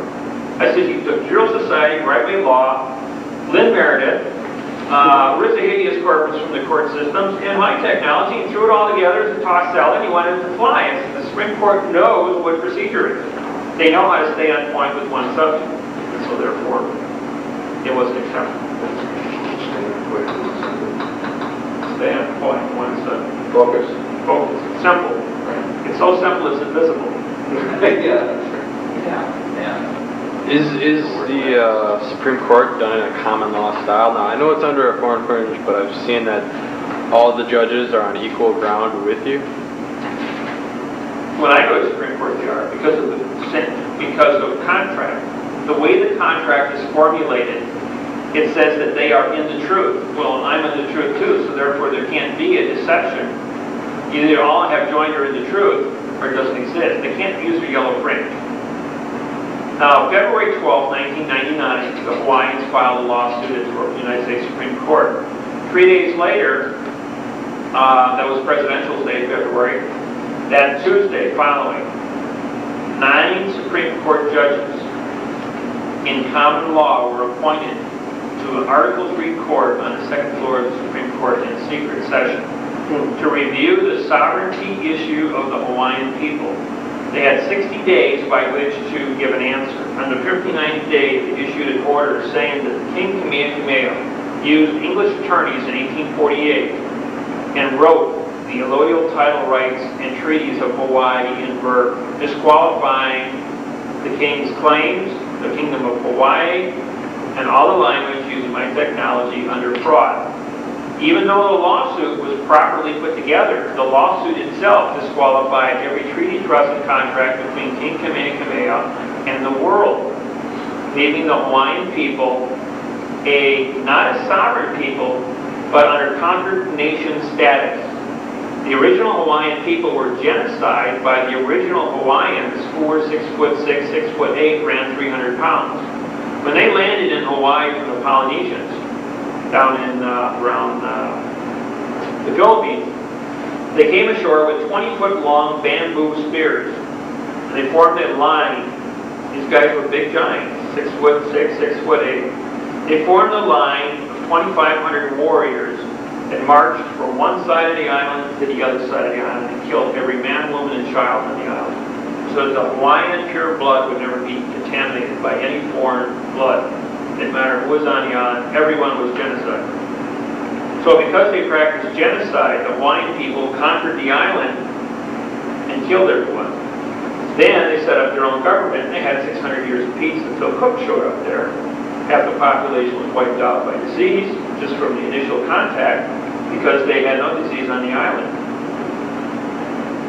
Later, when the English came over with their courts, and the population had been so badly infiltrated, and crossbreeding had taken place, they came to Kamehameha, passed a law that said any Hawaiian over 25% Hawaiian remaining would get this land. Each got 5 acres. Today there's 1,800 descendants for that same 5 acres. There's over 52 separate sovereignty groups in Hawaii still claiming the same original land. So when the court met, they said that all the people in Hawaii are, even though they're born in Hawaii, of full Hawaiian blood, and the United States has kept a record of every living Hawaiian since 1848. And I seen the computer printout that's 8 inches thick, containing 860,000 names. The person responsible for that printout just happened to be across the street from the lady, she was in charge of this as paralegal for the Hawaiian people under the Kingdom of Hawaii. She lived directly across the street from Oliver, who was his aunt. She was like 90 years old. And so as fate would have it, they brought me over to Maui on June 8, 1997. When I got to Maui, a very strange thing happened. While RJ went to get the truck, I'm sitting at the park bench and I got a wild female sparrow flies out of a palm tree and lands on my right index finger. For the next 2.5 hours, I'm walking around with a wild female sparrow. The Hawaiians were there to witness this. They tell the story around the whole Hawaiian island about the white man that came from across the sea with a bird and set the Hawaiians free. It's an old, it's a tale that goes back over 150 years in the Hawaiian nation. That someday a white man will come with a bird and set us free. And I was that person because I wrote the lawsuit that night after meeting with the chiefs. We went over the Hawaiian Homeland Act treaty, and I sat down at the computer and in 2 hours drafted a lawsuit that was sent to the World Court in The Hague by the ambassador of Hawaii, the Kingdom of Hawaii, and we won at the World Court 15-0, giving the Hawaiians a sovereignty. But that, for the English came out, that was just on the procedure of the preposition to and the nom de guerre of the name. Afterwards, when we came out with articles and all the other forms of speech, where the program is today, it disqualified the sovereignty of Hawaii. Because even the World Court didn't know how to read and write 2 years ago, until this program came out. So this thing is revolutionizing the way courts are set up worldwide. And it's still, the United States now has acknowledged a support group in Hawaii consolidating all 50 of the Kingdom of Hawaii nations into one group. It's just been formed in the last, I think 3 months ago now it's been, since this lawsuit came back. Now that was a Matthew Naomi's lawsuit. So where's the status now? It's just getting together. They're just getting all these people together from all the different groups on the language issues. And my videotape has been played in Hawaii since January 6, 1998. It's going on its almost 20th month now in Hawaii. I've been running on Thursdays on PBS TV. All Hawaiians would watch it, have been studying it, or using this technology. They've been given the new updates on the books. They're faxed. As fast as this technology comes out, we fax it to Hawaii and it gets distributed amongst all of the Hawaiians. So they're getting together on January 8, 1999, in the year 2000. I'm going to Hawaii to do another law seminar. This one's supposed to be big because of all the different people that are involved with all the different factions. This will be very well organized and well publicized. It's going to be on the Big Island. So this is, there's a lot of different organizations, different things are happening. We're working currently with 12 of the nation's tribes, the Shoshones in Wyoming, the Arapaho, the Chippewas, it was up in Wisconsin, Cherokees, Blackfeet up in Black Hills. We got Cherokees and Crow, no, not the Crow, the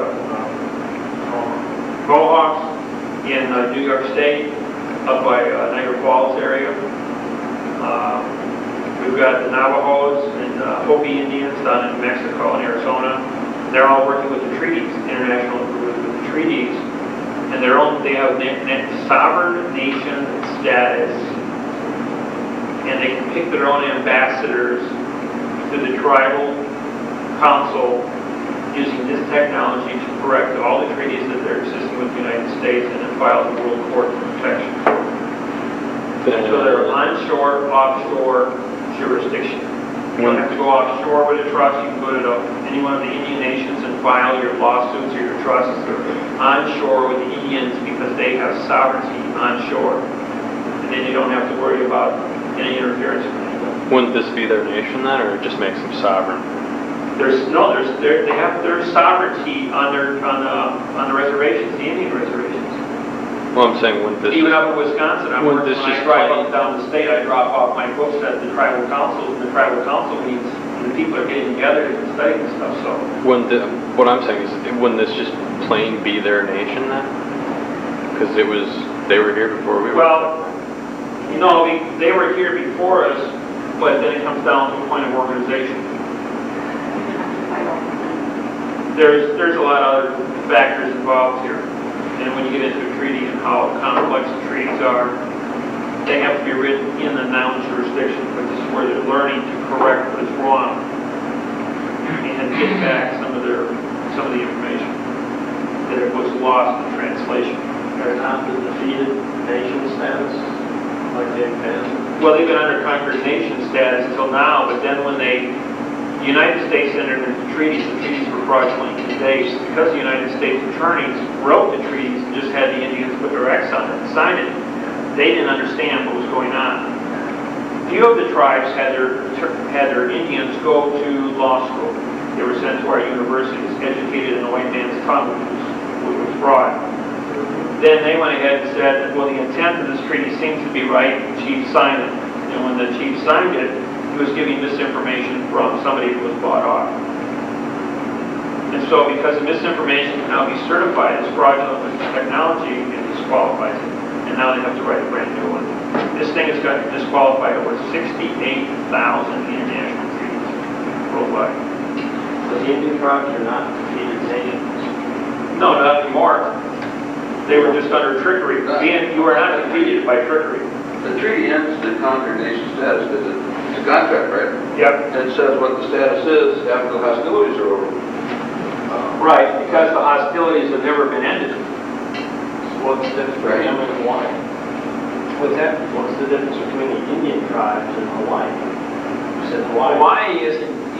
Was a separate nation, and the United States was invading along with Japan and the Philippines. 33% of the population in the Hawaiian Islands is Japanese.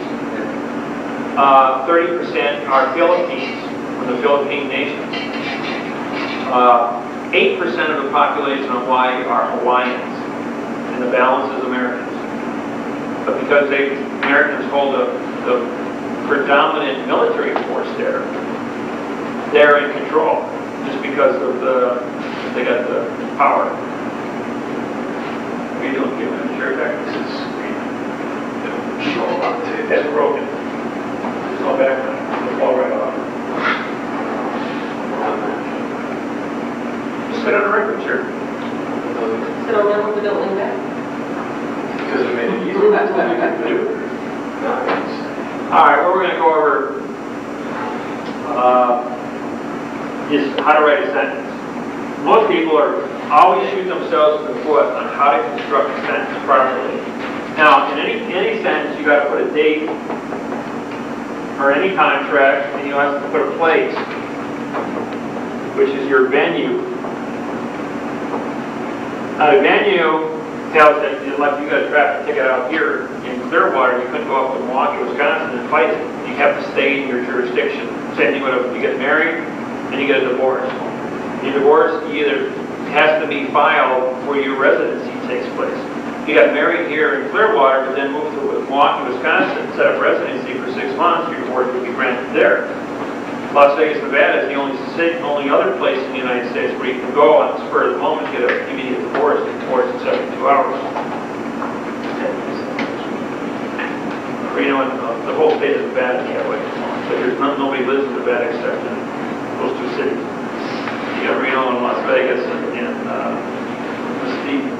And desert, cactus, and groundhog. So you first got to establish your time and place. The next thing you have to do is you have to establish knowledge. So it's for the plaintiff.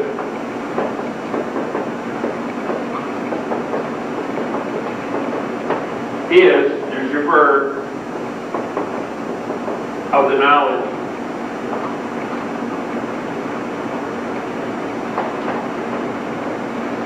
Under Title 42, U period, S period, A period, codes.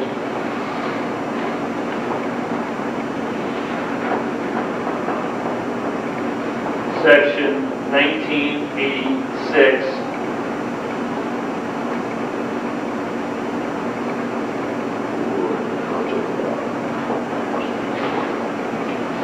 For the knowledge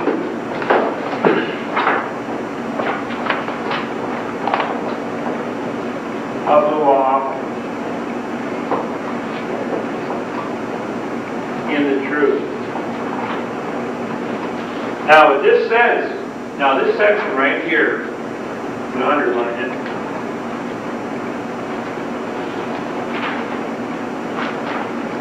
Under the and the neglect. Huh? And the neglect. No. You want to see? No, we don't do that. That's been removed. Oh yeah, that's negative. So Negative law. Okay, now, this here portion of it gives you knowledge, which means you know the difference between right and law, right and wrong. In the truth is possessive, and law now becomes a condition of man. What we all agreed to by contract. When you incorporate this phrase, individuals stand up and say, well, Mr. Miller, you just declared to be all the United States titles fraud, codes fraud, dictionaries fraud, encyclopedias fraud. If all communications are fraud, then what authority are you declaring 42 of 1986 Code, Section 1986 for? I said, well, United States codes is unpunctuated. So united is an adjective of state something, which is an adjective. Codes becomes the noun. Or titles, United States titles, same thing, adjective, adjective. Noun. I punctuated, which makes this a compound noun. It's a full noun with proper punctuation, and I copyrighted the noun, so I own the noun. Then I went ahead and changed the definitions.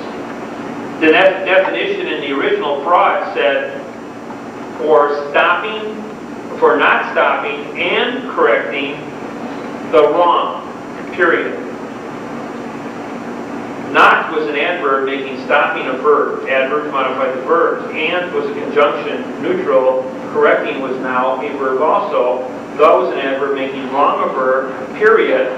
Dangling participle verb. Therefore the sentence had no assignment of authority. And because you can't have a wrong that's a noun, even I think some of my read where it says of the wrong in different versions depending on published. If they made wrong a verb, there's no condition of state as a verb, or stopping or correcting. They're not conditions of state, it's the verbs. They don't have any subject matter jurisdiction. If you made wrong a noun, it's now being defined as stopping and correcting. If the definition of the noun is a verb, stopping and correcting, it's also a fraud because you can't have a wrong verb. It's impossible. You can't have a wrong verb. So by definition, they created a trap within the language once you identify the procedure. Don't look at the words. Identify the procedure and then go ahead and identify the words. Like the question. This is not part of the sentence.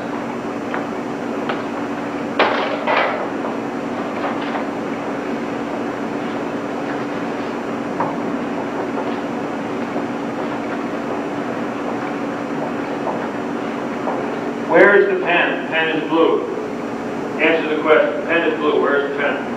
There is no pen. There is no pen.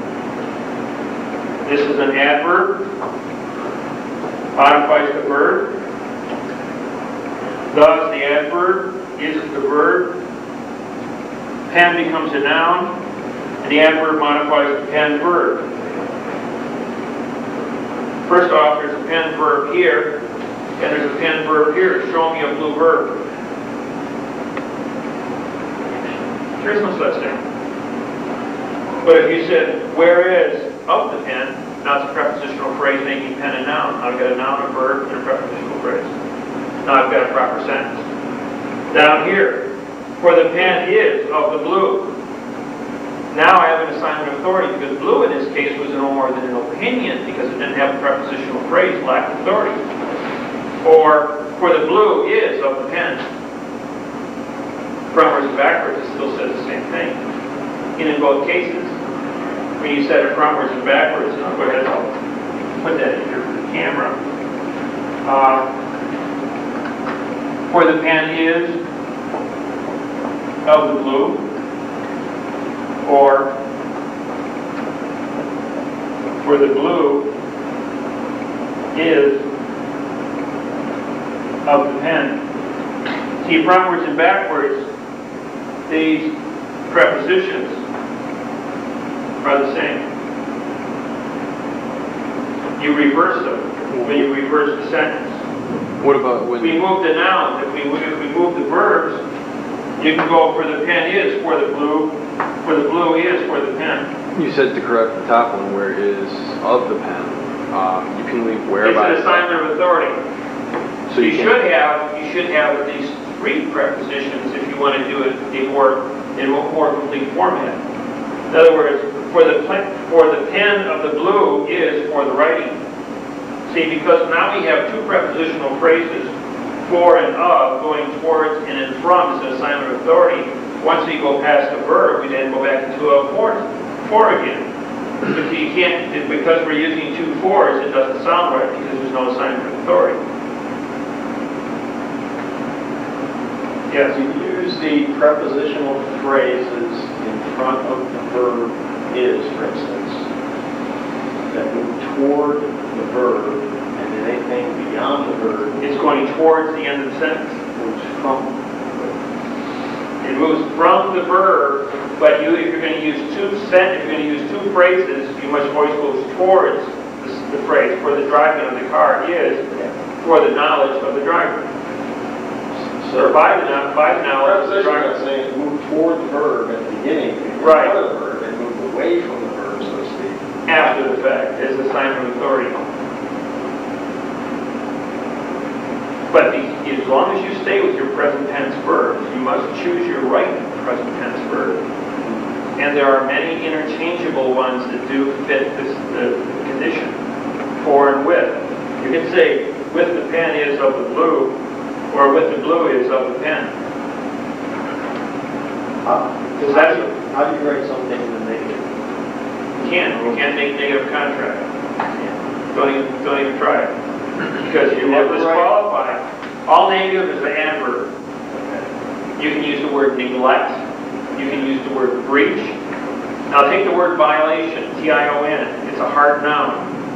But a violation contains 3.5 pages of definitions. Which violation are you going to make determination before the facts? See, violation is a conclusion. Breach, however, is a very unique word. It only has one definition. That you had agreed to a contract and then broke it. So therefore, if you use the word breach when you identify the court not following the contract, you were very specific that the rules and regulations were outlined in contract form between 2 individuals in positive law. And because you're in the positive scenario, you are in control, and you can't bring any outside information into the contract that you're suing for breach of. Only the terms inside the contract can be upheld, because that was all the information supplied. And where do you go and where do you fight it? You fight it in the sanctuary of the bar. So by using the term violation, it's just 2 big of a catch-all, there's too many. Right, like the word united. What is a united? It's a past tense joiner, but it's in past tense and no present tense jurisdiction. They were very clever about the words they used. They sat down and used deductive reasoning when they did this when they constructed these international contracts, so that they would never say anything. I mean, I get contracts brought to me where the whole entire page, 400 words, doesn't contain a single noun. How do you write sentences for 400 words unless you are very, very careful about obstructing? That's not an accident to write a 400-word paragraph and not have a single noun in it. That takes a lot of talent. And when we did the lawsuit in Nevada, the very first one we filed, we didn't have one judge reject the lawsuit. We had all 10 federal district court judges in the state of Nevada get together and have a meeting that lasted 3 days over this lawsuit. They all signed the document in a big long thing and included all 10 of their signatures. Your lawsuit cannot be filed in the state of Wisconsin, in the state of Nevada. Do not attempt to refile it in any other court, because we are all rejecting it altogether at once. Get out of our state with this technology. Never in Nevada's history have all 10 judges signed the same document at the same time. And the guy that had it, I'm going, hey, you got to be impressed. You did something so right that scared them all. He swore to get a remedy. Well, his lawsuit now is going to be moved over to Russia. It's already been reconstructed, brought up to the present day, and we also have all the forensic evidence found with 10 judges' signatures, which is really, really embarrassing for Nevada. This is going over to speak. Yeah. There was something that I talked to some people once, and I thought they brought up a pretty good point, was that the point of this is to bring everything into an absolute truth, you know. Right, absolute same as math. But everything that we do, every word that we use is only an assumption of what we believe its definition to be. Now, you just said there was only one definition of breach. There's also a breach on a gun, though. So it was only your assumption that you knew what breach meant. Now, it does kind of make things confusing, but what is the basis? Because you brought in for the breach of the contract. It's a prepositional phrase. But you're making a statement that is concluded within the sentence where the breach is of the contract. Oh, okay. That's where you're thinking. If you said where the breach is of the gun, now I've clearly defined through an assignment of authority what breach I'm talking about. Okay, that makes sense. But there's a lot of words. I mean, even bracketing. If you look up bracket, it's got at least a dozen different definitions. I mean, one of those fits our criteria of exactly. We are being highly defined, and you must define what it is you're saying. And that is the purpose of the thinking, to define right. what you're 2 plus 2 equals 4. No, it doesn't. Modifying phrases. Using additional phrases to define.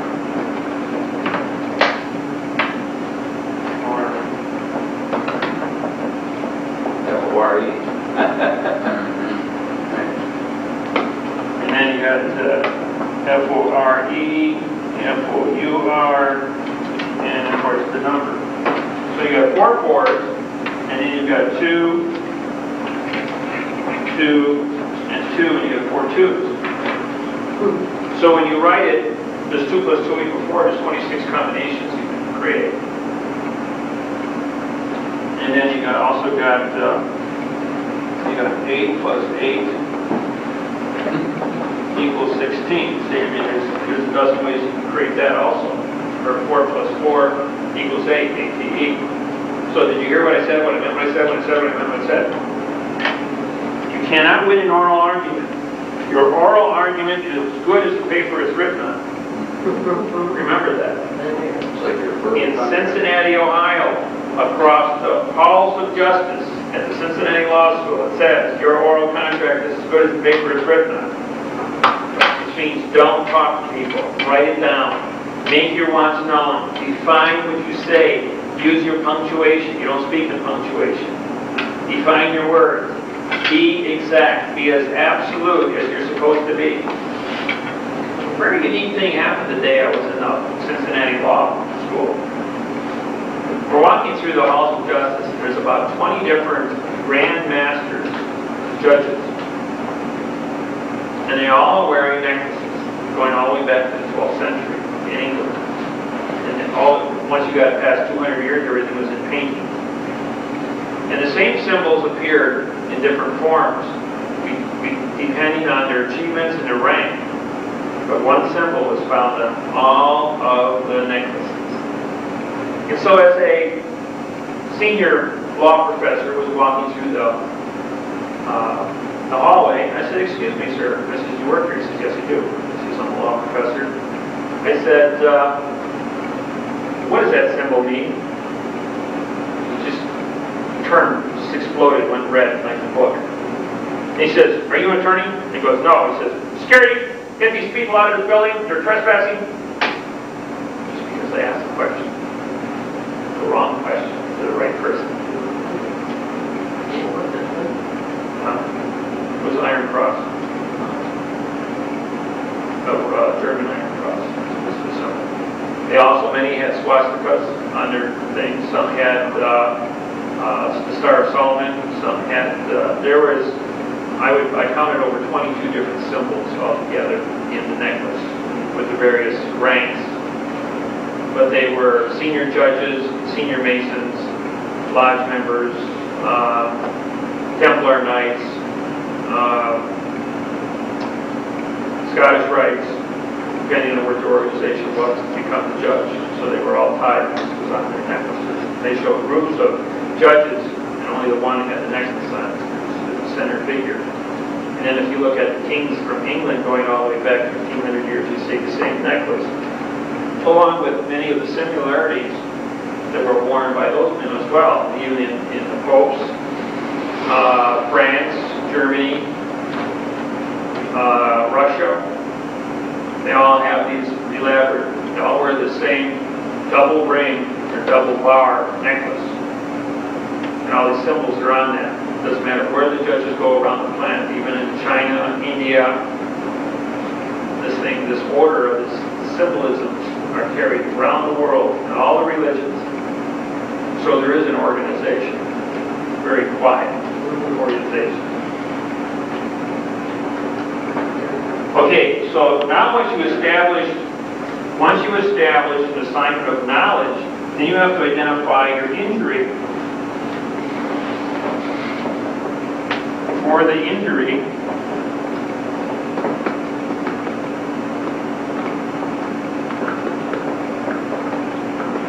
by the neglect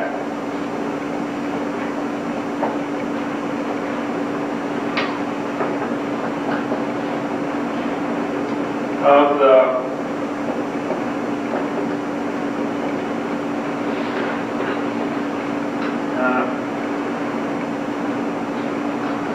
not the neglect. Huh? Oh, I thought you were talking about the title, sorry. No, for the injury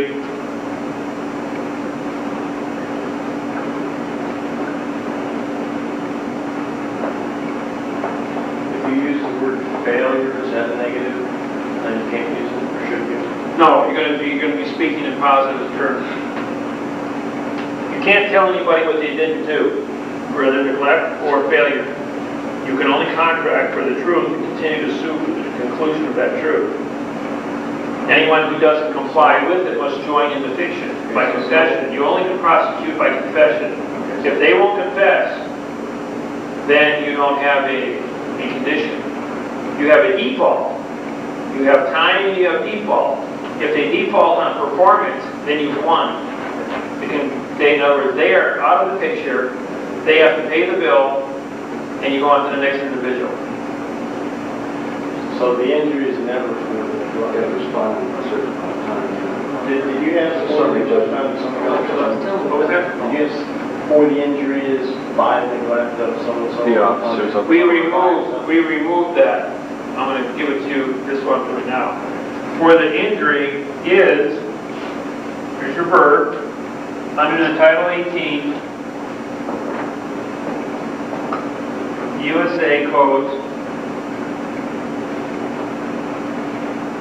Section 1001, and 1002. Now, in the entire laws of the Americas, there is only one lawsuit you can file as a sovereign citizen against its government for the fictitious conveyance of language, for the extortion of rights or privileges. That is all. Because 100% of all the laws written, without any exception, are using nouns as verbs. The language is fictitious, so therefore you can't possibly understand anything that has ever been written or spoken in America. So therefore the clerk can only file one lawsuit and ask for fictitious conveyance of language. That's why we were able to shorten the books up and dump all the negatives, all the negligence, everything, because we sued in the truth for fictitious conveyance. This is why the judge asks you, do you understand the charges against you? Right. And if you understand the fiction, then he has full jurisdiction because you're a fraud, because you can't possibly understand fiction. So once you have the knowledge, you understand the fraud. Then you can say, Your Honor, we have corrected the language of your charges, and we are now prosecuting you for fraudulent conveyance of language. This is going to federal district court. Judge says, well, I'm not going to hear that, okay? No, sir, we're going to stand on our pleadings. I dismiss that, sir. Okay? No, sir, I'm going to stand on my original pleadings. I'm moving forward under my complaint, prosecute for fraudulent conveyance of language. You don't seem to understand. I've dismissed it. I'm going to hold you in contempt. Oh, Your Honor, are you asking me to commit? Are you asking me to join in a conspiracy to obstruct justice, to use fraudulent conveyance of language, commit mail fraud, perjury against this court? Well, if the judge is ordering me, then I hereby join with the court in its fraud. I demand to go before the grand jury to name my co-conspirators for the obstruction of justice, fraudulent conveyance, mail fraud, and but then he goes, what are you here for, sir? He says, I don't have a lawsuit in front of me. He says, I don't know what we're here for. Get out of my courtroom. Case dismissed. Because you knew the secret to join and then go before the grand jury to name your co-conspirators in the case. Case discharged. Yes? Don't you have to do a 60B and a 26E too? After 2? Yeah. Should be a part of it. All right. Yeah, we went from knowledge into... Kind of skip that. Into injury, but before you can get there, you have to take the federal rules in the truth. Let's do it this way. Under the FRCP, Federal Rules of Civil Procedure, 60B, that's for discovery, and 26E for reporting. Is it reporting or correcting or just reporting? This reporting to the judge what truth is. So that's what you've done. You've corrected their fiction. You reported with knowledge to the court, and now you are declaring that you've been injured because you have a fraudulent document that constituted an injury. And then the fourth thing here is by the respondent. And that could be the respondent judge or DA or sheriff or clerk. So it could be anybody that's in a fiduciary position that obstructed the use of language in fiction. When you write your material, unless you're writing in all capital letters? I just block print. It's for speed. That's all. It's a condition, right? It takes too long to write lowercase. Then you have the discovery and 26E. 26E? 26E, yes. And what's the last word? Reporting. It's reporting of the facts. You're reporting or reporting of the fraud.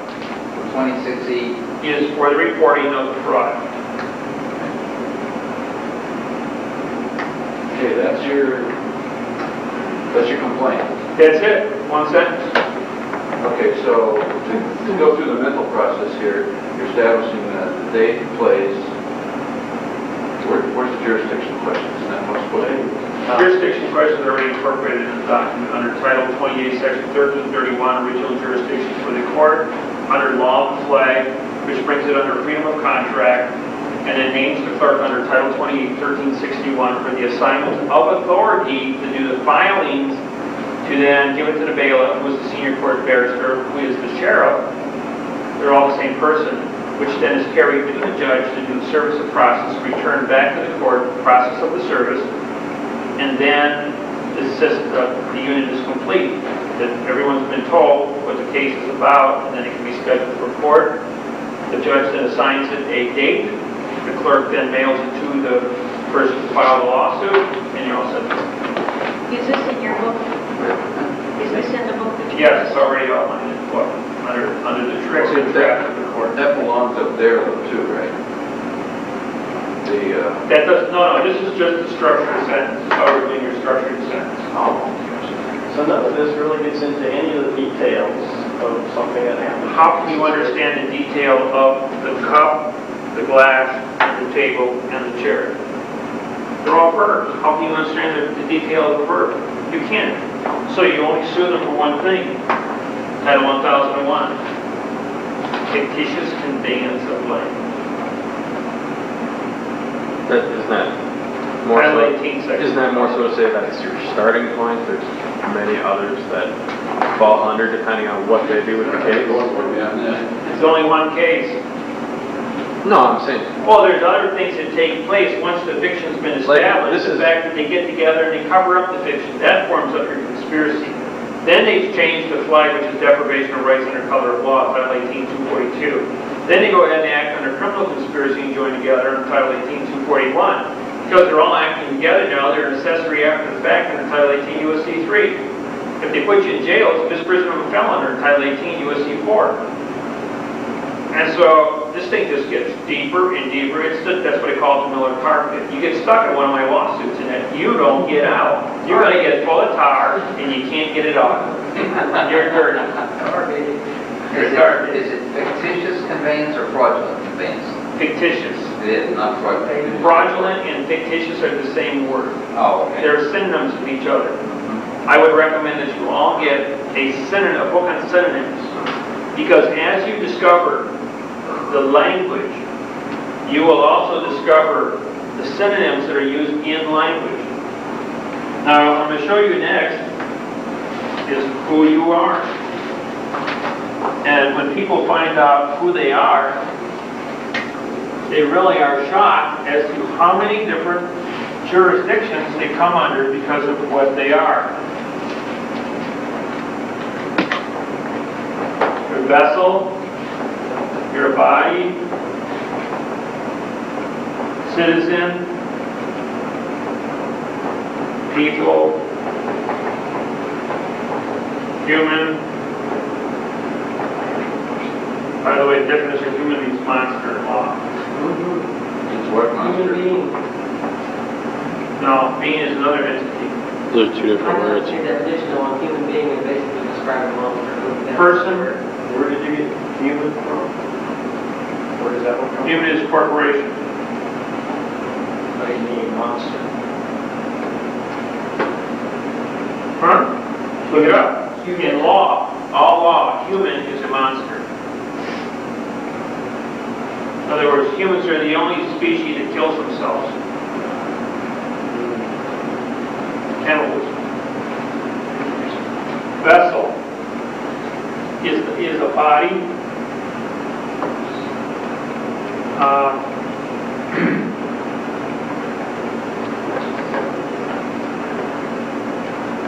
No, vessel carries.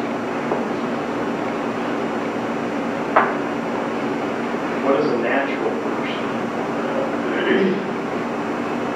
Surety through corporation.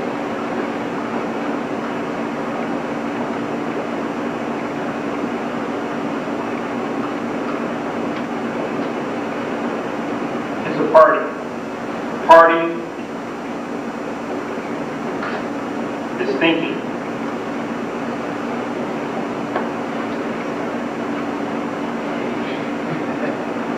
I'll get all of them on there. I like the great left-hand fast and do arguments. only do it backwards. unless I write upside down. Doesn't look like you're doing it faster though.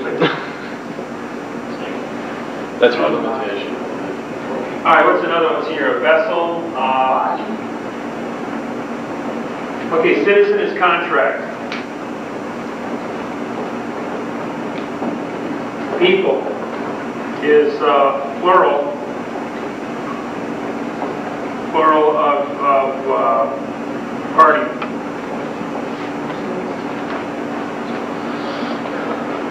Body is water. These are the synonyms, right? No, these are what the definitions are. One-word definitions. Being.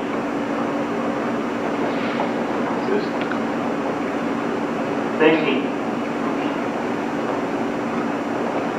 Intent. So being is a verb. No, being is a condition of thinking. Now, what definition? Which one of you would like to hold a thought in your hand? Show me the three-dimensional object called a thought. Show me the substance of the thought. Show me the force by which you have a thought. And yet, thought moves all things, therefore you think, therefore you are. If you think, you can move anything.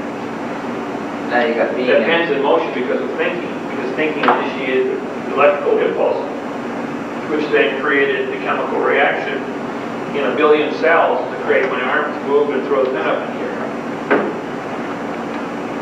Think about what thinking is. Now here's a concept for all of you.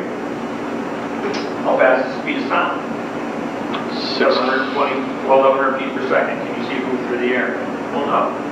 But you can hear with it. And it stimulates thinking. So my thought process initiated to you through thinking. Through the voice, vibration, creating sound. How fast is the speed of electricity? 95,000 miles per second. Moves over the surface of a wire. Can you see it move over the surface of a wire? No. But it generates the illumination. I mean, when it hits an object, it creates the illumination through resistance. How fast is the speed of light? 186,000 miles per second. Can you see it move through the air? The answer is no. But when it strikes an object, its frequency illuminates it, gives us our color, which our eyes record, and thinking then becomes relevant to that. How fast is the speed of magnetism? Constant. Magnetism is constant. The Milky Way galaxy is 2,300 light years across. Now, according to Einstein's theory of relativity, as we move towards the speed of light, time slows down. If we left the Earth, we traveled at the speed of light, and we came back in 60 years, we would still be the same age, and everybody else would be old and dead. However, I took Einstein's theory of relativity, and I said, bullshit. It's wrong. So now we take, here's the Milky Way galaxy. It is 2,300 light years across. That's how long it would take the speed of light to travel completely across the Milky Way galaxy once. 2,300 light years. Now the Milky Way galaxy has a known rotation speed of 4,000 years over one rotation. Stop. Now, huh? Tape. I need to change that. You know your... Two more. Right now, the rotation of the Milky Way galaxy is 4,000 light years. If you take pi times 2,300,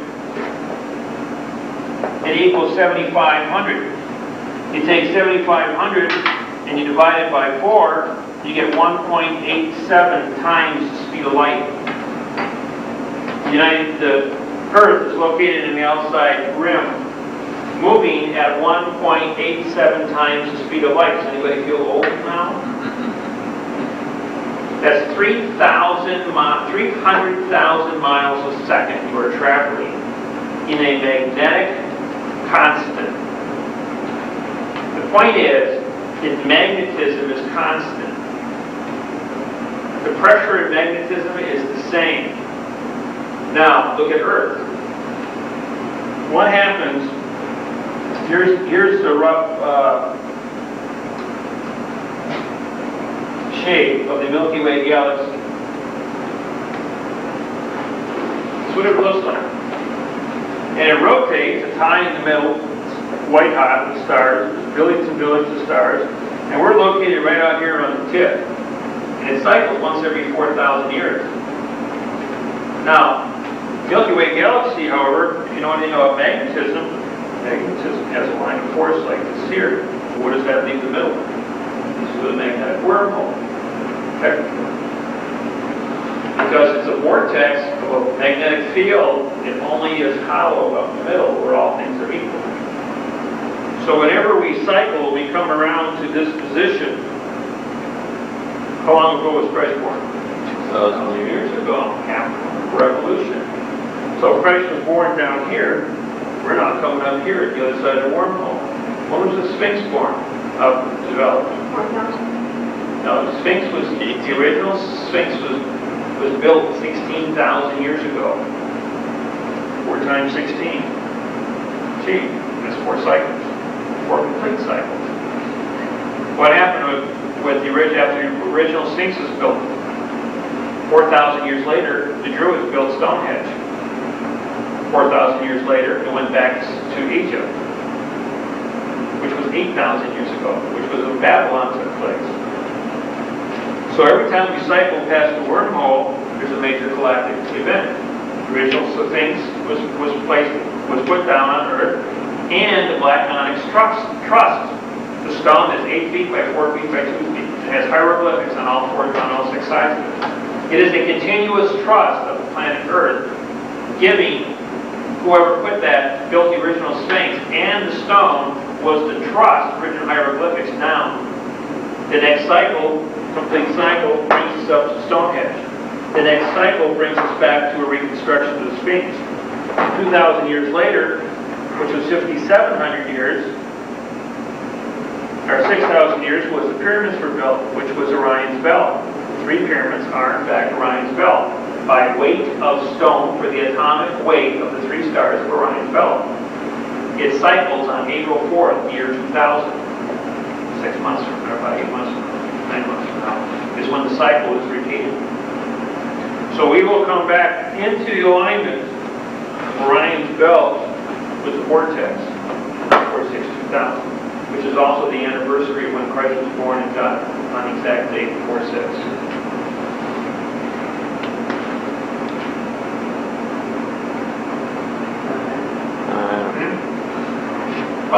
This is geometry. It has nothing to do with theology. This is geometry. So the star is the Milky Way. What's the center? Is that what you're... This is the vortex of the magnetic field. The magnetic field is established. The star that you do there, that's the representation of the Milky Way, right? Yeah. Before you erase party, you got being and party with the same definition there. Thinking. Yes. Right. Thinking is the human. Thinking is the living thinking capacity to negotiate with the citizen. He's also called a sovereign. Okay, but being is the same? Yes, being is the same as the creation of the thinking part. Okay. I'm just giving you more words here to work with. And then sovereign means origin. Now this is, in other words, you're born of the land, so you're a sovereign. Citizen means you have the right to contract. In the party means you are in the thinking capacity to negotiate the contract on the land. Sovereign, original land dweller.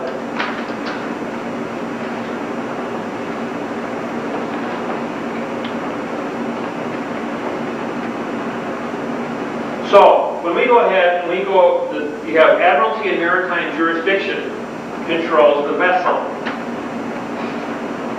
You are made of water. You carry your clothes.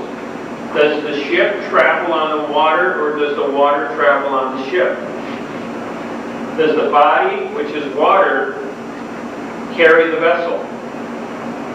Or does the vessel carry the body? What makes the car go?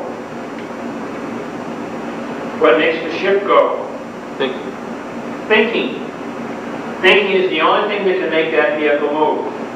It will not move under its own power. It will not start its own initiative chain reaction because it's a lot of iron, plastic, and Nuts and bolts. Thinking makes the car go. Thinking makes the ship go. Thinking builds the ship to make it go in the first place. So thinking, which is the body, always moves the vessel. So, does the car carry the person, or does the person, who is the body, carry the vessel?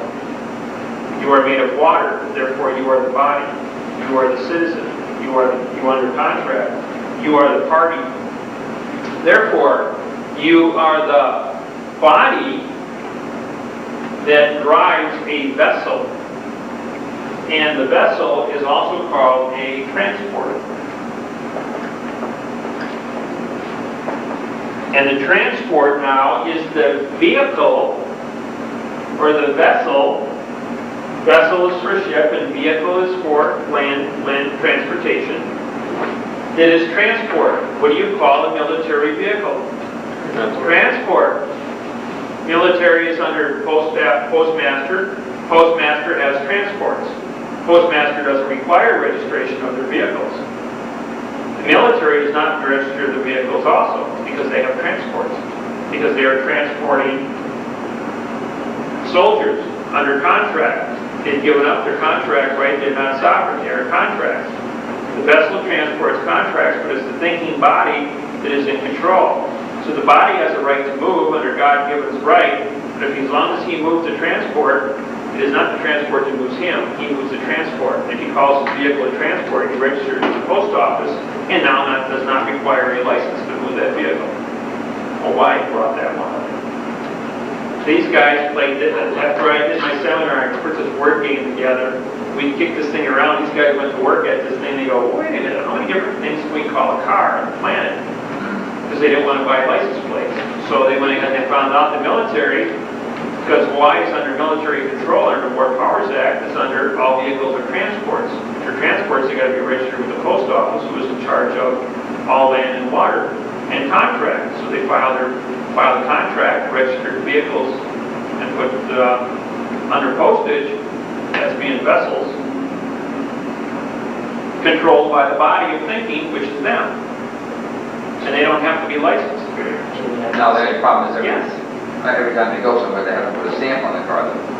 It's always in the motion of delivery of our postal inspector, because they are the senior court barristers, because they canceled their stamps. Well, what if my vessel gets pulled over in the transport? Then what do I do? Because the state of Wisconsin has to be it has to be registered and when you pull it over. There's no such thing as Because no one ever used this before. If you go ahead, we took it to federal district court in Honolulu and we won. It's already gone to court. They knew about it because of the size of the population of the military personnel in Hawaii. The arguments on transports and vessels have been because it's a port. It's an airport, it's a seaport, it's a land port. Because the vessels became an issue, maritime and admiralty jurisdictional courts, under admiralty court, because they're doing international admiralty laws and regulations, are all the same worldwide because of shipping. Anything that moves on the Pacific's got to come into port. They have their admiralty and maritime jurisdiction federal courts in Hawaii. They are probably the leading specialists on the planet because of where they're situated. You either get there by boat or plane. It's a speck in the middle of the ocean. But the law that exists in Hawaii is unique. That is a separate country with a separate set of rules and regulations, being the hub of the Pacific. It's the most valuable real estate on the planet Earth because of its geographical location. And it's probably the most unstable with the volcanoes, earthquakes, and whatever, tidal waves. I mean, they are susceptible to more natural disasters in Hawaii of mass destruction than any place on the planet. So I heard that marriages, when you get a license, a marriage license is a business contract in admiralty jurisdiction. Because you are a vessel. We are a vessel. You are a vessel carrying the license. Right. But it's the body of thinking and your right to contract as a citizen that gives you that contracts you with the vessel. So it's all tied together and becomes maritime and admiralty jurisdiction. You don't think these guys will sit down and chew over this stuff and look at all the laws and they write this law for this law for that, and say, hey, wait a minute, this law applies to us. But the Hawaiian Islands are continually growing, David, because there's lava volcano underneath Lake. Oh, yeah. And there's 2 new islands that are just below the surface now. They won't surface for 10,000 years yet, even at the rate of growth that they're going up at. I thought there was one that's really that. No, the big problem with the Hawaiian Islands is that on Big Island, they have 100 square miles of rock. It's located, you guys already got this.